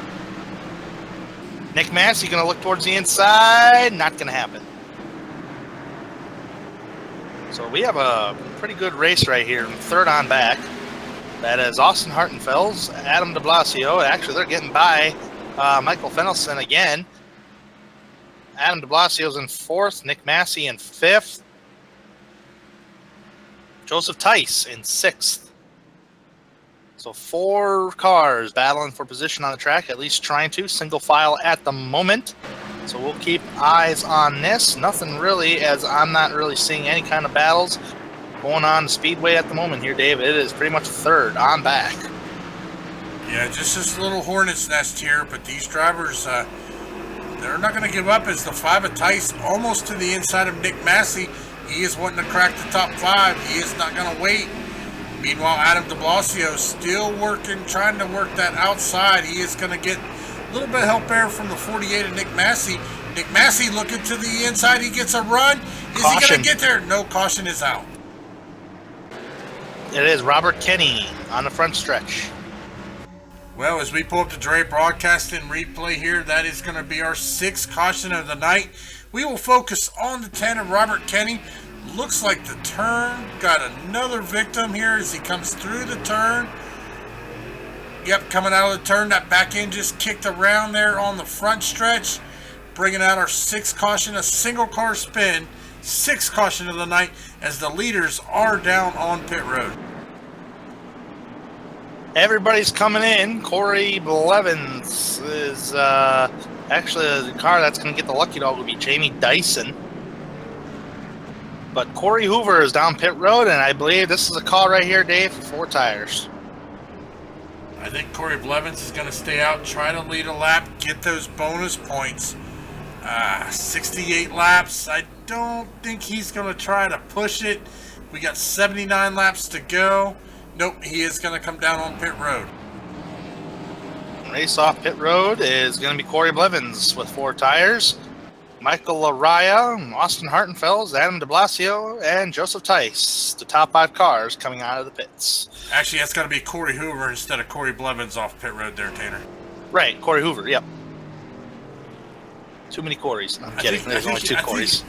You know what? I think I need to take a break and go down to the hot dog stand. Maybe that'll help you out if you smell the hot dog. I mean, if you do that, you're just going to make me jealous, but I may have to catch some hot dogs by the time the checkered flag is done, and we talk to the top 3 drivers and then quickly exit the booth, go get one of them Martinsville hot dogs before the concessions close. That's the good thing about being the guy behind the scenes. I can just run down there and grab one. Yeah, I know, but I'm not the computer nerd or geek, however you want to call it. Come on, Tanner, we just had this conversation. We did indeed. Corey Hoover is going to be your race leader when we go back green flag racing here, folks. Michael Araya is in 2nd place. Austin Hartenfeld's in 3rd. 4th place, Adam de Blasio's, and 5th place, Joseph Tice, running out your top 5. So this is going to bring a lot of drivers back together here. At least I'm counting 13 drivers that are going to be back together. Now, here's the thing. You said on a full tank of fuel, these guys can go right about 100 laps, maybe a little over. If they were using 100% fuel load, yes. If they were using 100% fuel load. We are now 76 laps to go. We've seen these drivers doing 68 laps with no sign of pitting. Do you think these guys have enough to be able to make it the remainder of the way without having to come down and top off with fuel? Yes. Corey Hoover. That was quick and short. Corey Hoover is going to bring him to the green flag here. He's been working with clean air all day, and it's worked out for him. Green flag, we are back racing at Martinsville. And he's all by himself. Battle for 2nd place. Austin Hartenfeld's. Michael Araya, battle for side-by-side for 2nd. Looks like Araya on the high side. Trying to do everything he can to hold on to his position. Coming right on back is going to be Michael Araya on the high side, down towards into the corner of turn number 1. Austin Hartenfeld has the preferred lane, but here comes Araya back on corner exit, getting a nice run off turn number 2. Down in turn number 3. And by the way, folks, this is the only battle on the racetrack. I think Lariah is going to get him. Lariah got him on the high side. There we go. Now he's clear. And wow, that was a pretty cool battle I just seen between those 2 drivers. Holy cow. Now it's going to be interesting to see if Michael Araya can gun down Corey Hoover. Well, I don't know if you really want to battle, because I tell you what, if Araya and Hartenfeld's battles, that's just going to give fuel to the 33 of Corey Hoover and let him pull away. I don't know. I'm not really worried about fuel right now. I'm just worried about the track position. I mean, these guys got the track position. Now it's, if I was in Laria's shoes right now, I'd be like, okay, what can I do right here to try to gun down Hoover? Because I know he hasn't been really challenged all race long. I mean, if anything, the pit strategy was went against him at one point when Chris Wright, I believe, took the race lead. So now it's like, okay, what could I do here to gun down Corey Hoover? If I can gun him down, I can gun him down later. That's for sure, especially if we're on fresh stickers right now, fresh tires. But it's just, we'll just have to see here. This is going to be an interesting battle for sure. Austin Hartenfeld remains in 3rd, Adam de Blasio in 4th. 5th place, Joseph Tice, rounding out your top 5.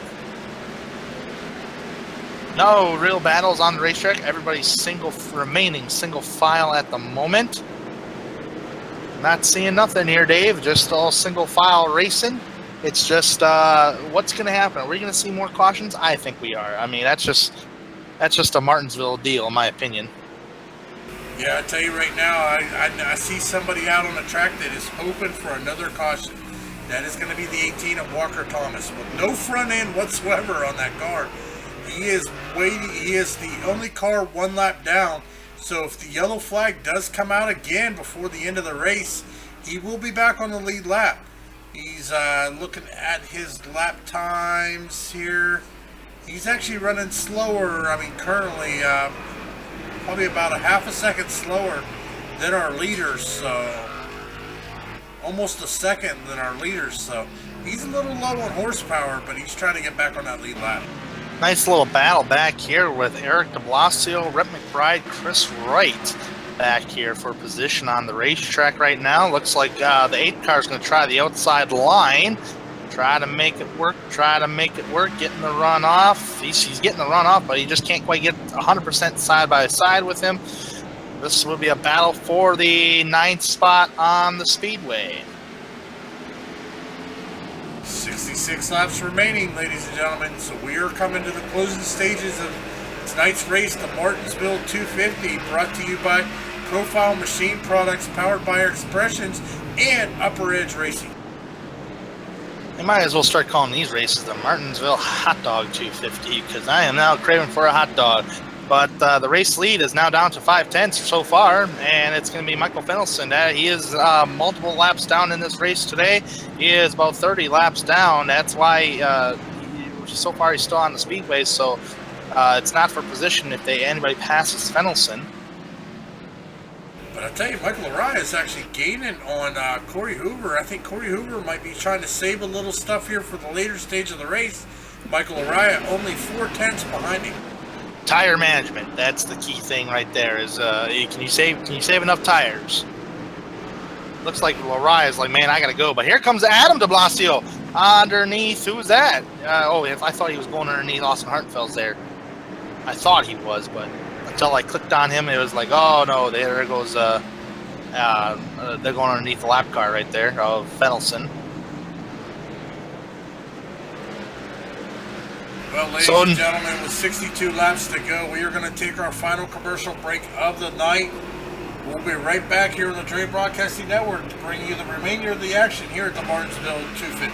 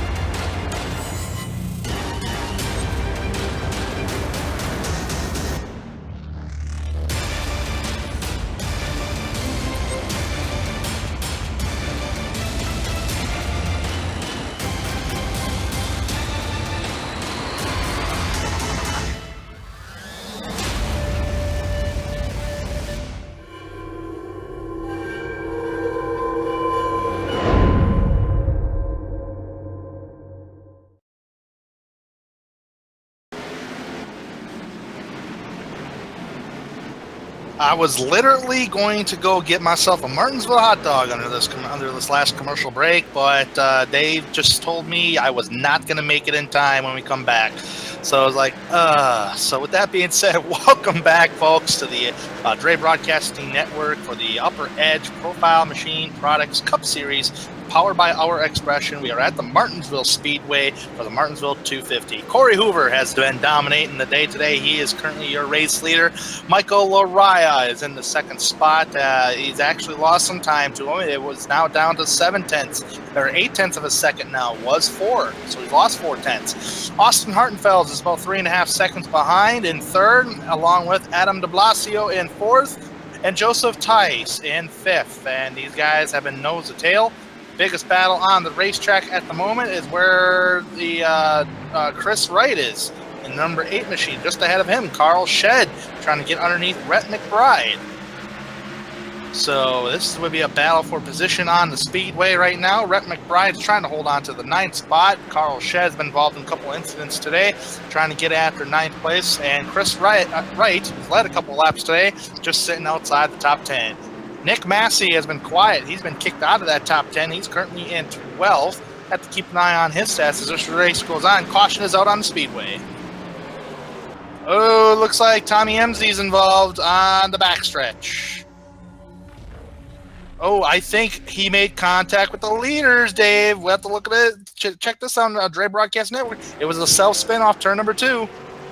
Yeah, the 05 there just got a little contact with the apron, slid up into the track, tried to get it spun around, and all the 33 of Corey Hoover involved. Are you kidding me? Oh, my goodness. He literally took out the race leader and added some pretty hefty, nifty damage on the 33 car of the race leader. Oh my goodness! I think Laraya got a piece of that too, actually. Well, let's take a look here. Looking for the blimp. The 44 made contact with the wall a little bit, but not with Tommy Massey. So that is going to bring out our 7th caution here at Martinsville. Corey Hoover was on the verge of possibly visiting Victory Lane today until this caution comes out and pretty much ruins Corey Hoover's day. He's got a lot of damage, a lot more damage than what Michael Laraya has. So Corey Hoover trying to get 4 tires on there. Is he going to win the race off pit road? He is not going to. He's going to remain in the pit box and get the damage repaired. Michael Laraya is going to win the race off of pit road. Second place winning is Austin Hartenfeld. Third place, Adam de Blasio. Fourth place, Joseph Tice and Ryan Dyson, rounding out your top 5 cars of the race off pit road. Very, very unfortunate for Corey Hoover, and he is going to go a lap down because of that incident. Oh man, that's gotta really stink right there. I mean, I'm a race fan, and as a race fan thinking here, it's very unfortunate right there. Man, you dominate the day, and then all of a sudden you get caught up in not a creation of your own. Well, unfortunately, I mean, that's a part with racing. I mean, especially here, you got to be careful. Even though you're leading out in fresh air, I mean, these lap cars, you still got to be careful and be careful with them. But unfortunately, the 33 of Corey Hoover still down on pit road, so he is now currently 2 laps down. But we have a new race leader, Michael Laraya. Austin Hartenfeld's up in the second, Adam de Blasio in third, Joseph Tice fourth, Ryan Dyson moving up into the 5th position. Yep, so this changes the complexion of the race with less than 50 laps to go, 44 laps to go to be exact, and we got the 1 to go signal this time by. So let's just see how this is all going to play out here. Michael Laraya is going to be your race leader, looking to capture his first win of 2017. So here we go, down in turn number 3. Pace cars can make that hard left. Laraya, Hartenfeld, de Blasio, Tice, and Dyson, your top 5. Green flag is out, and we are back racing at the Martinsville Speedway. Some wheels spin and some blinking. The blinking came from Michael Laraya. Hartenfeld goes around. Oh, this is accordion effect. Oh, huge accident down turn number 2. Oh, no.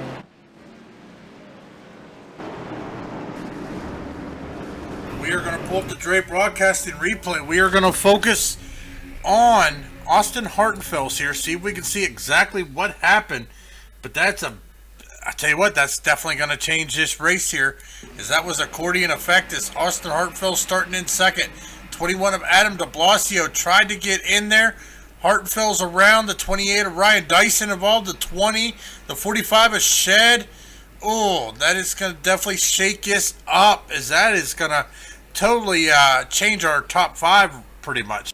I could tell you, just by putting this in slow motion, I can tell the 29 was on the brakes as the 21 was coming in, and he got into the left rear quarter panel of the 29 machine, which sends the accordion effect. Joseph Tice goes around the outside line.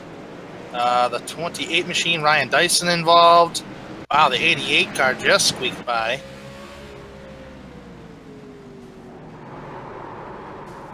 That's just very unfortunate events right there, Dave. I mean, you have to events like this do happen here at Martinsville, and they're strange events indeed.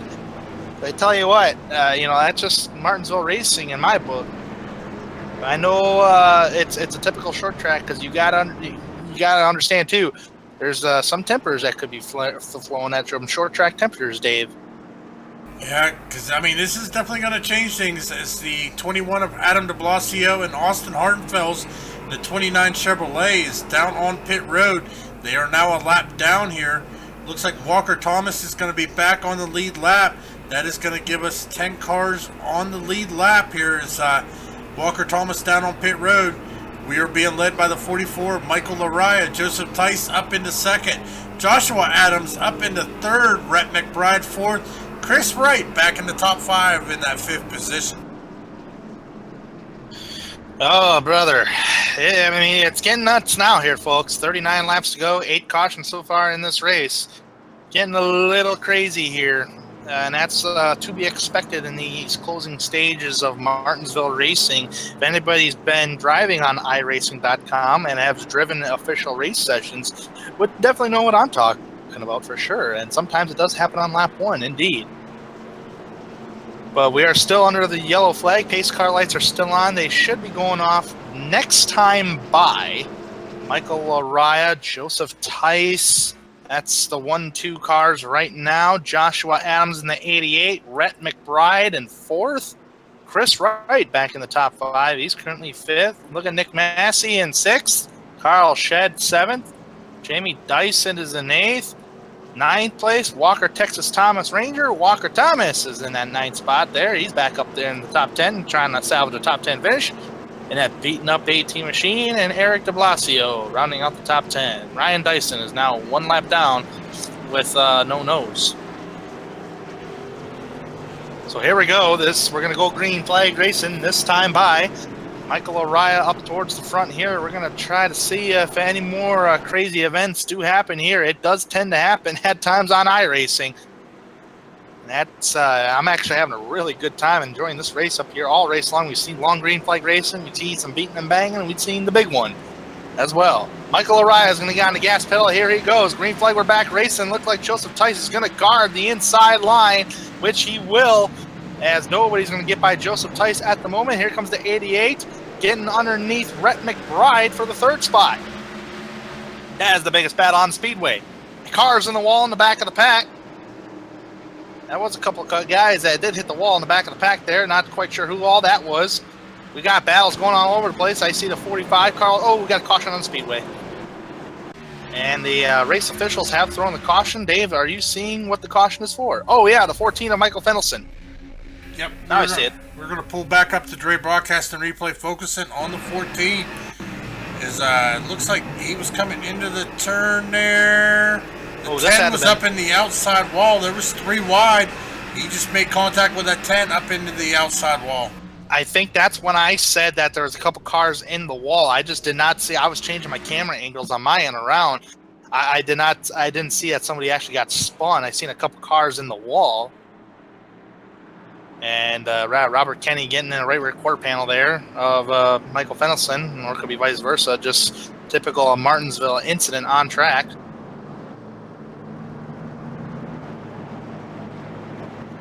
Well, I tell you what, they say one thing though, Tanner. Cautions breed cautions. We are now under our ninth caution here at Martinsville, which actually for 250 laps is not bad at all. Whatever. We have 33 laps to go, so a 33 lap shootout. So we are still being led by Michael Roriah. Right now, Corey Hoover is the man on leading the most laps here tonight with 151. Austin Hartenfeld's leading 14. Michael Roriah leading 14. Chris Wright leading 11. And Kenny leading 1.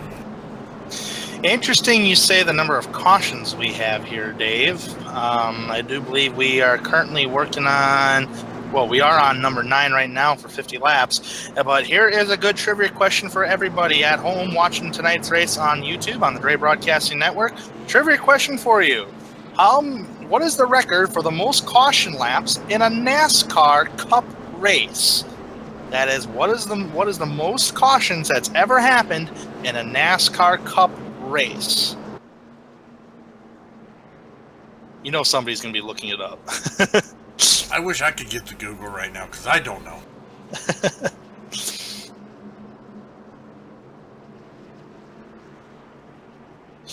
So with that being said here, I have the answer. You had to Google it, didn't you? Nope, not just Google it. I don't have time for Googling.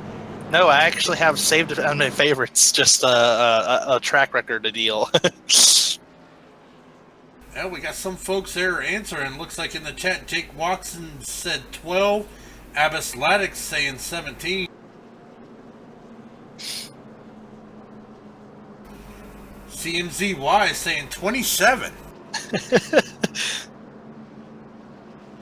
Martinsville only, folks. That's Martinsville only. We're talking Martinsville caution laps at Martinsville. What is the NASCAR Cup Series record for the cautions at a Martinsville Cup race? Yeah, I think Cody Tabor there's hitting Google. He said the 2005 Coke 600 had 22 cautions, but we are back 1 to green here as they are on the backstretch. Double file being led by the 44, Michael Roriah. Joseph Tice on the outside. Pace car is off. Getting ready to go green flag racing as they are coming through turns 3 and 4. Michael Roriah waiting on the green flag. Nope, he is going to go. He gets out to a good jump. 77 there. Rhett McBride looked like he spun some tires on that restart. Man, he fishtailed it, but he's still remaining in the 3rd spot right now on the inside row there. Good spot for him, and I will reveal the caution answer here shortly here, but meanwhile, we got action on the racetrack. Carl Shedd getting underneath the 88 from Joshua Adams. You got, the 8 car getting underneath the 77, Chris Wright. Getting underneath Rhett McBride. Battle back all over pretty much back here from 3rd on back. Yeah, it's a horn nest. These guys know it's time to go. 28 laps to go here in Martinsville. So they have got to make these moves here. Carl Shedd.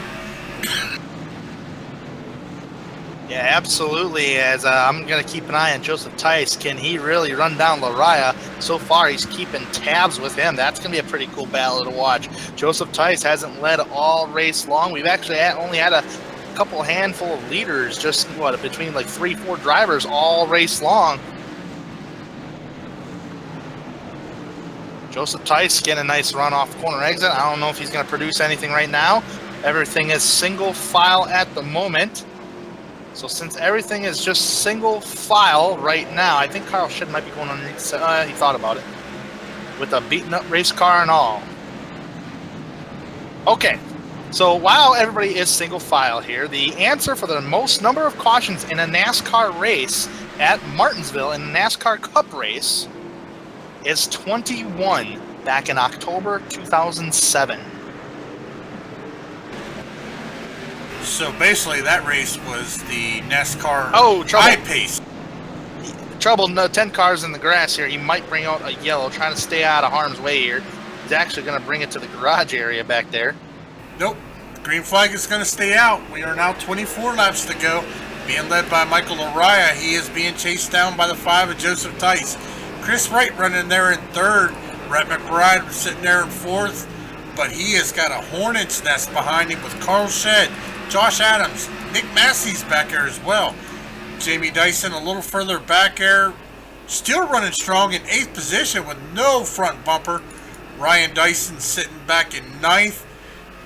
back in 10th. The 18 of Walker Thomas now back up into the top 10 there. A lot of these cars are missing their front bumpers there, Tanner. A lot of them are indeed, and a lot of them have faced a lot of incidents here today at Martinsville. But I do believe we have a pretty cool battle heating up on the racetrack. Carl Shedd was all over the back bumper of Rhett McBride for the 4th position on the speedway. Nothing has happened with the top 3 drivers. This, if anything, is the closest battle on track. It is going to be Carl Shedd and Rhett McBride. 88 car, Joshua Adams, is just right behind him. And you got the 48 car, Nick Massey, right behind the 88. That would be 5th, 6th, 7th, and 5th, 6th, and 7th, respectively. 4th, 5th, 6th, and 7th. Come on, Tanner. Calm down. Yeah, this is getting exciting, Dave. I mean, I'm telling you, I'm just curious if we're going to see another caution, because right now we have 19 laps to go. I want to see if we can get a caution with 10 laps to go and have a small little shootout, because iRacing doesn't have green, white checkers, Dave. And if we get a caution, usually in any kind of iRacing session with 5 laps or less, it's usually going to end under yellow. So it's just something to keep in mind. And I just wish iRacing did have green, white checkers, because that would be amazing, and that would just cause even more tempers on track. Well, maybe that's why they won't do it, because they don't want all the protests to come with it. Oh, man. I bet they get a number of them each day. But it is Rhett McBride on back, has been nose to bumper. Nothing really happening here with these drivers. Joseph Tice has now fallen to 7/10 of a second behind Michael Laraya. Now an update on Corey Hoover. Corey Hoover is 28 laps down, and he is out of the race. He has officially declared out of the race right now, so that's very unfortunate for Corey Hoover. Yeah, taking a look here, see Michael Fennelson still out on the track, so that is going to take 1 position away, but Corey should come away with about a 17th place finish here tonight. Top 7 cars still are remaining under horsepower, or good horsepower, even though they do have some crinkles and fender damage. They've been majority keeping pace since the drop of the green flag today. Everybody else is pretty much down on horsepower. Like drivers like Jamie Dyson, Ryan Dyson, all those drivers don't even have a nose to their cars. But going around Michael Fennelson down turn 1 and 2, Laraya does get by safely. So does Joseph Tice. That grandfather clock is ticking louder, Dave. 14 laps to go, and I do believe Michael Laraya can hear it. 13 to go right now. Ding dong. Yeah, he's wanting that grandfather clock. It's a beauty of a clock. So, but these guys, anything could happen, Tanner. I mean, the race ain't over yet. Dale Jr. won here at Martinsville, and they were all jumping on that platform. I literally thought they were going to tip over that clock, but I think somebody was holding on to that thing, which I thought was kind of funny. But yeah, that had been an expensive clock to watch it fall on national TV. Oh, brother. Brad McBride getting underneath the lap car of Fennelson. So does Carl Shedd. Carl Shedd has actually won a race this season. I got to look back at my stats here. Carl Shedd, yeah, he's 6th in the points. He won at the Auto Club Speedway. So he did get a win this season. He did last time they were racing was Las Vegas. He got 3rd position. So this is shaping up fairly nice for Carl Shedd. Currently in the top 5 and 5th. Yeah, that Auto Club, that was a caution-free race. Mm-hmm. Also, right. Their first race of the season, the Daytona race, also went caution-free. So these guys can do it, but I tell you what, 9 cautions here at Martinsville in 250 laps, I don't think that's bad at all, especially with the record of most cautions being in NASCAR being 21 here. Well, folks, we've had a lot of action here in Martinsville today, but next week, here live on the Dre Broadcasting Network on August 17th, 2017, we are going to Charlotte Motor Speedway for the Charlotte 250, 166 laps there at Charlotte, so in these Gen 6 Cup cars, so that's going to be something to watch right there. Charlotte in NASCAR's background, that is next week, Thursday night. I tell you, Charlotte's one of my favorite tracks. Do you think I think I might see if give you controls here at Dre Broadcasting. I might see if I can race that race. I don't know. Like I said, I'm not the computer guy, but Joshua Adams looked like he was under pressure there from Nick Massey in the back of the pack here for 6th. Nothing really happening here. It's usually the top 7 cars that are up the speed. I'm not really seeing any other battles on the speedway. We may have a battle back there. I think it's just cars getting around lap cars. It is Fennelson, drivers getting around Fennelson here. That's all it is. Nothing for position on the speedway. Yeah, but look here, Tanner. 6 laps to go. Michael Araya is now pulled out to a 1.2 second lead over Joseph Tice. Chris Wright sitting there in 3rd. He is about a second and a half back from Tice. Rhett McBride, 5 to go. sitting right there. He is only about a half a second behind Wright. Carl Shedd there as well. Joshua Adams kind of falling off pace there. He's fell back because he is under battle from the 48 of Nick Massey for 6th position. Jamie Tice right there getting around the 14 of Fennelson. Walker Thomas sitting back in 9th position. Ryan Dyson rounding out your top 10. Well, Dave, I think it's safe to say there isn't really any hardcore battles going on the speed right now, so let's keep our eyes on our race leader, Michael Laraya. 3 laps remaining from getting the grandfather clock. For Michael Laraya in the 44, had an eventful day today. At least being in the top 10 throughout most of the day. I don't think he got no lower than where his starting position was, which was 7th place. He was fastest in the practice speed charts, and he's up towards the front. I tell you what, looking at his car, I don't really see too much damage on that machine there of his. No, he does not. If anything, it's that right rear quarter panel where that incident with Corey Hoover got involved with Tommy Emsey. He did he did clip the wall a little bit. As here we go, Michael Araya, white flag is out. 1 more to go. 1 more solid lap. 1 more easy lap for Michael Araya, trying to capture his first win of 2017. Captured 7 wins in 2016. He's going to capture his first win of the season at Martinsville. Joseph Tice in 2nd. Chris Wright in 3rd.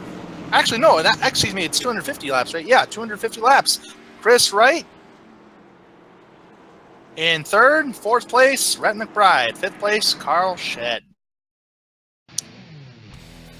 I don't know why I thought this was a 255 lap race. It is not. It's 250. Half the distance of a real life NASCAR event. And he is going to burn them down on the front stretch. As Victory Lane is actually right there where he's spinning out. They're doing the donuts at. They will bring out the Victory Lane stuff. Going to burn it down tonight. So that was Laraya getting the first win. 2nd place was the Joseph Tice and Chris Wright. And those guys, the 2nd and 3rd place guy, Joseph Tice and Chris Wright, actually are not even in the top 10 in points, Dave.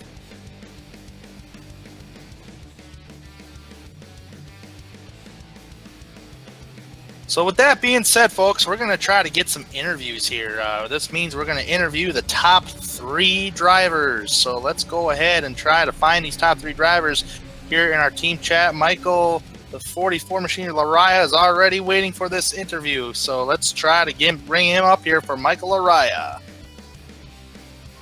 Michael Laraya, Dre Broadcast Network, do you have a copy? I got you guys. What a win, what a finish, man. I don't know if you were driving that thing hard enough because it looks like you don't have much damage. If anything, it's in that right rear quarter panel where that incident happened with Corey Hoover and Tommy Emsey. But I tell you what, you weren't the dominating car of the day, but I thought you may have a long run car to try to hunt down Corey Hoover in the middle of the race. Do you think Corey Hoover, you think you would have tried to chase down Corey Hoover if that incident wouldn't have happened? I tell you what, my strategy there with that last run when I was behind him, I was just trying to keep pace with him and not burn up my stuff. I felt like he had me on raw speed on the beginning of the run, but if maybe I saved my stuff, I think he might have overcooked his tires and I might have had a shot. So I was banking on that, but I feel awful for Corey with that incident. I mean, he was running a hell of a race. I was just lucky to be in the right place at the right time there and barely get a dent on the car. I really lucked out.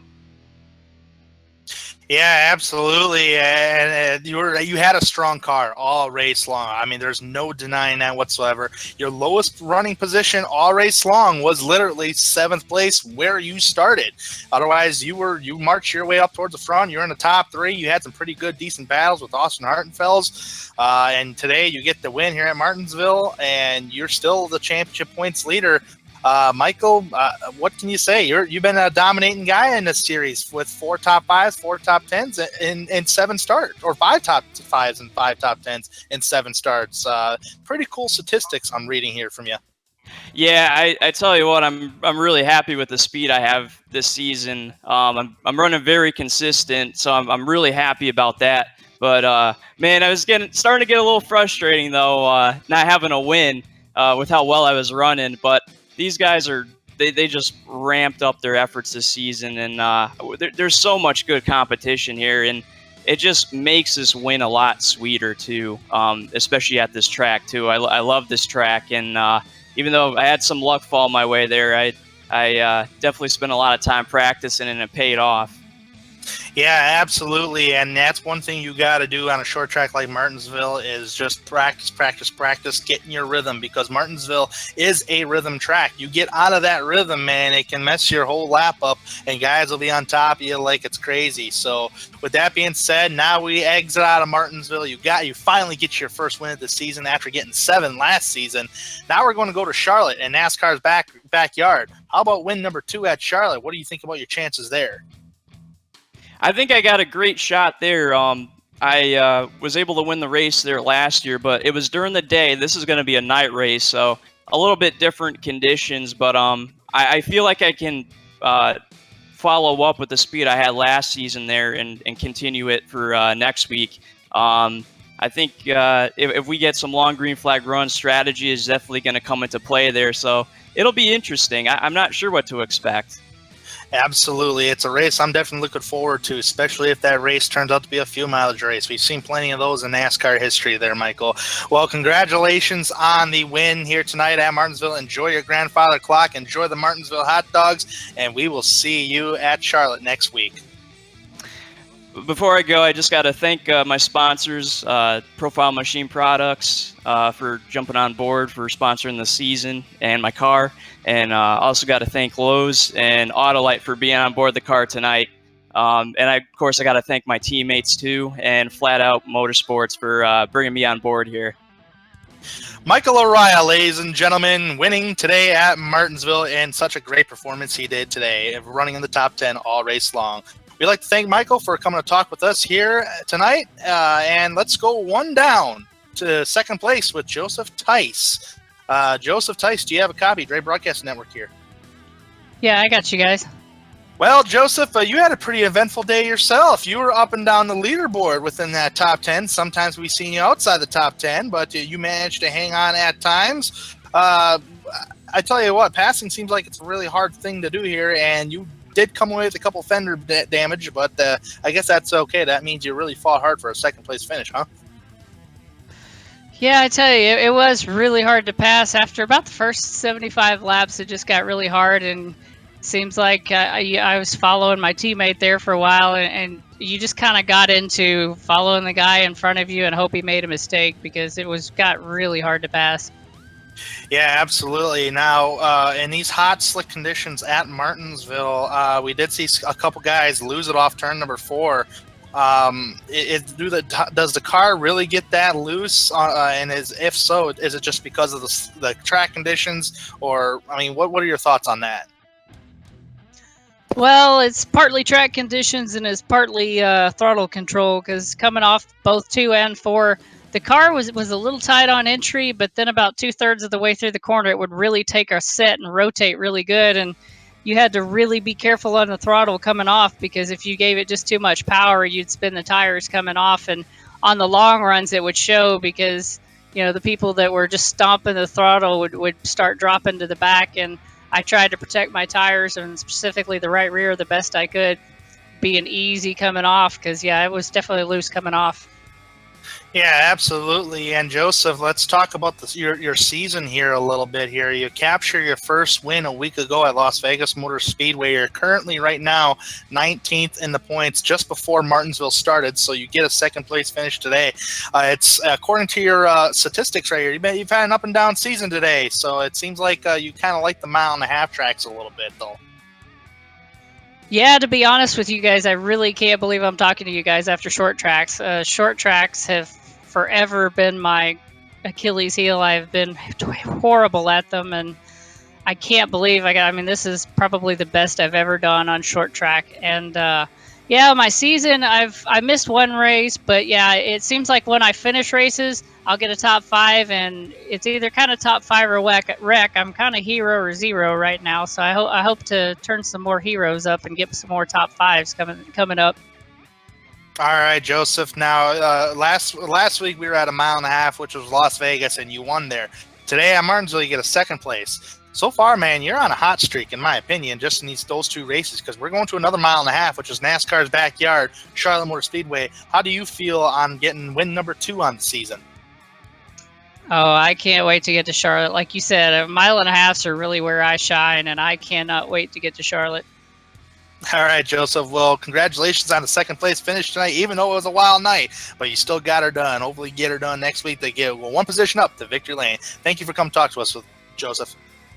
Yeah, really quick, I just want to give a shout out to my team and say thank you to my teammates, Adam and Eric and Carl and Trevor. We're a great team, and we work together, and I think our team is really shining this season. And I got to thank my sponsors, AMD and TechCrunch, and thank Ryan for corralling us all and having a pretty good league. So thank you guys for broadcasting too. You guys take care and have a good night. That was Joseph Tice getting the second place tonight, actually. So with that being said, Dave, I'm not seeing Chris Wright for a third place interview here in the team chat. So with that being said, how if we just try to wrap her up, get our final thoughts here at Martinsville before we pack up our own equipment here and move down to Charlotte, North Carolina, or Concord, North Carolina. Well, I tell you, Tanner, that was just a great race. I mean, we saw battles. We even seen the 44, Michael Larive, make a pass on the outside, which I did not think we were going to see. These guys here at Upper Edge, great group of guys. I'm glad that they have brought Dre Broadcasting Network in to bring this live to all the fans and all the fans there on iRacing. So just a great group of guys, and looking forward to next week at Charlotte Motor Speedway. Yes, sir. Absolutely. I'm looking forward to Charlotte, too. We've seen some beating and banging right now, but if you're involved in an incident, it's time to throw away Martinsville and try to just move on to Charlotte and work on your best finish at the Charlotte Motor Speedway, because after Charlotte, we are going to Sonoma, which is going to be on August 24th. So if you're not a road course guy, hopefully you shine at Charlotte. So with that being said, next week, the Charlotte 250. August 17th, same time, same place, live here on the Dre Broadcasting Network. Also, you can also find us at that same time next week, Thursday, on www.iracing.com/live.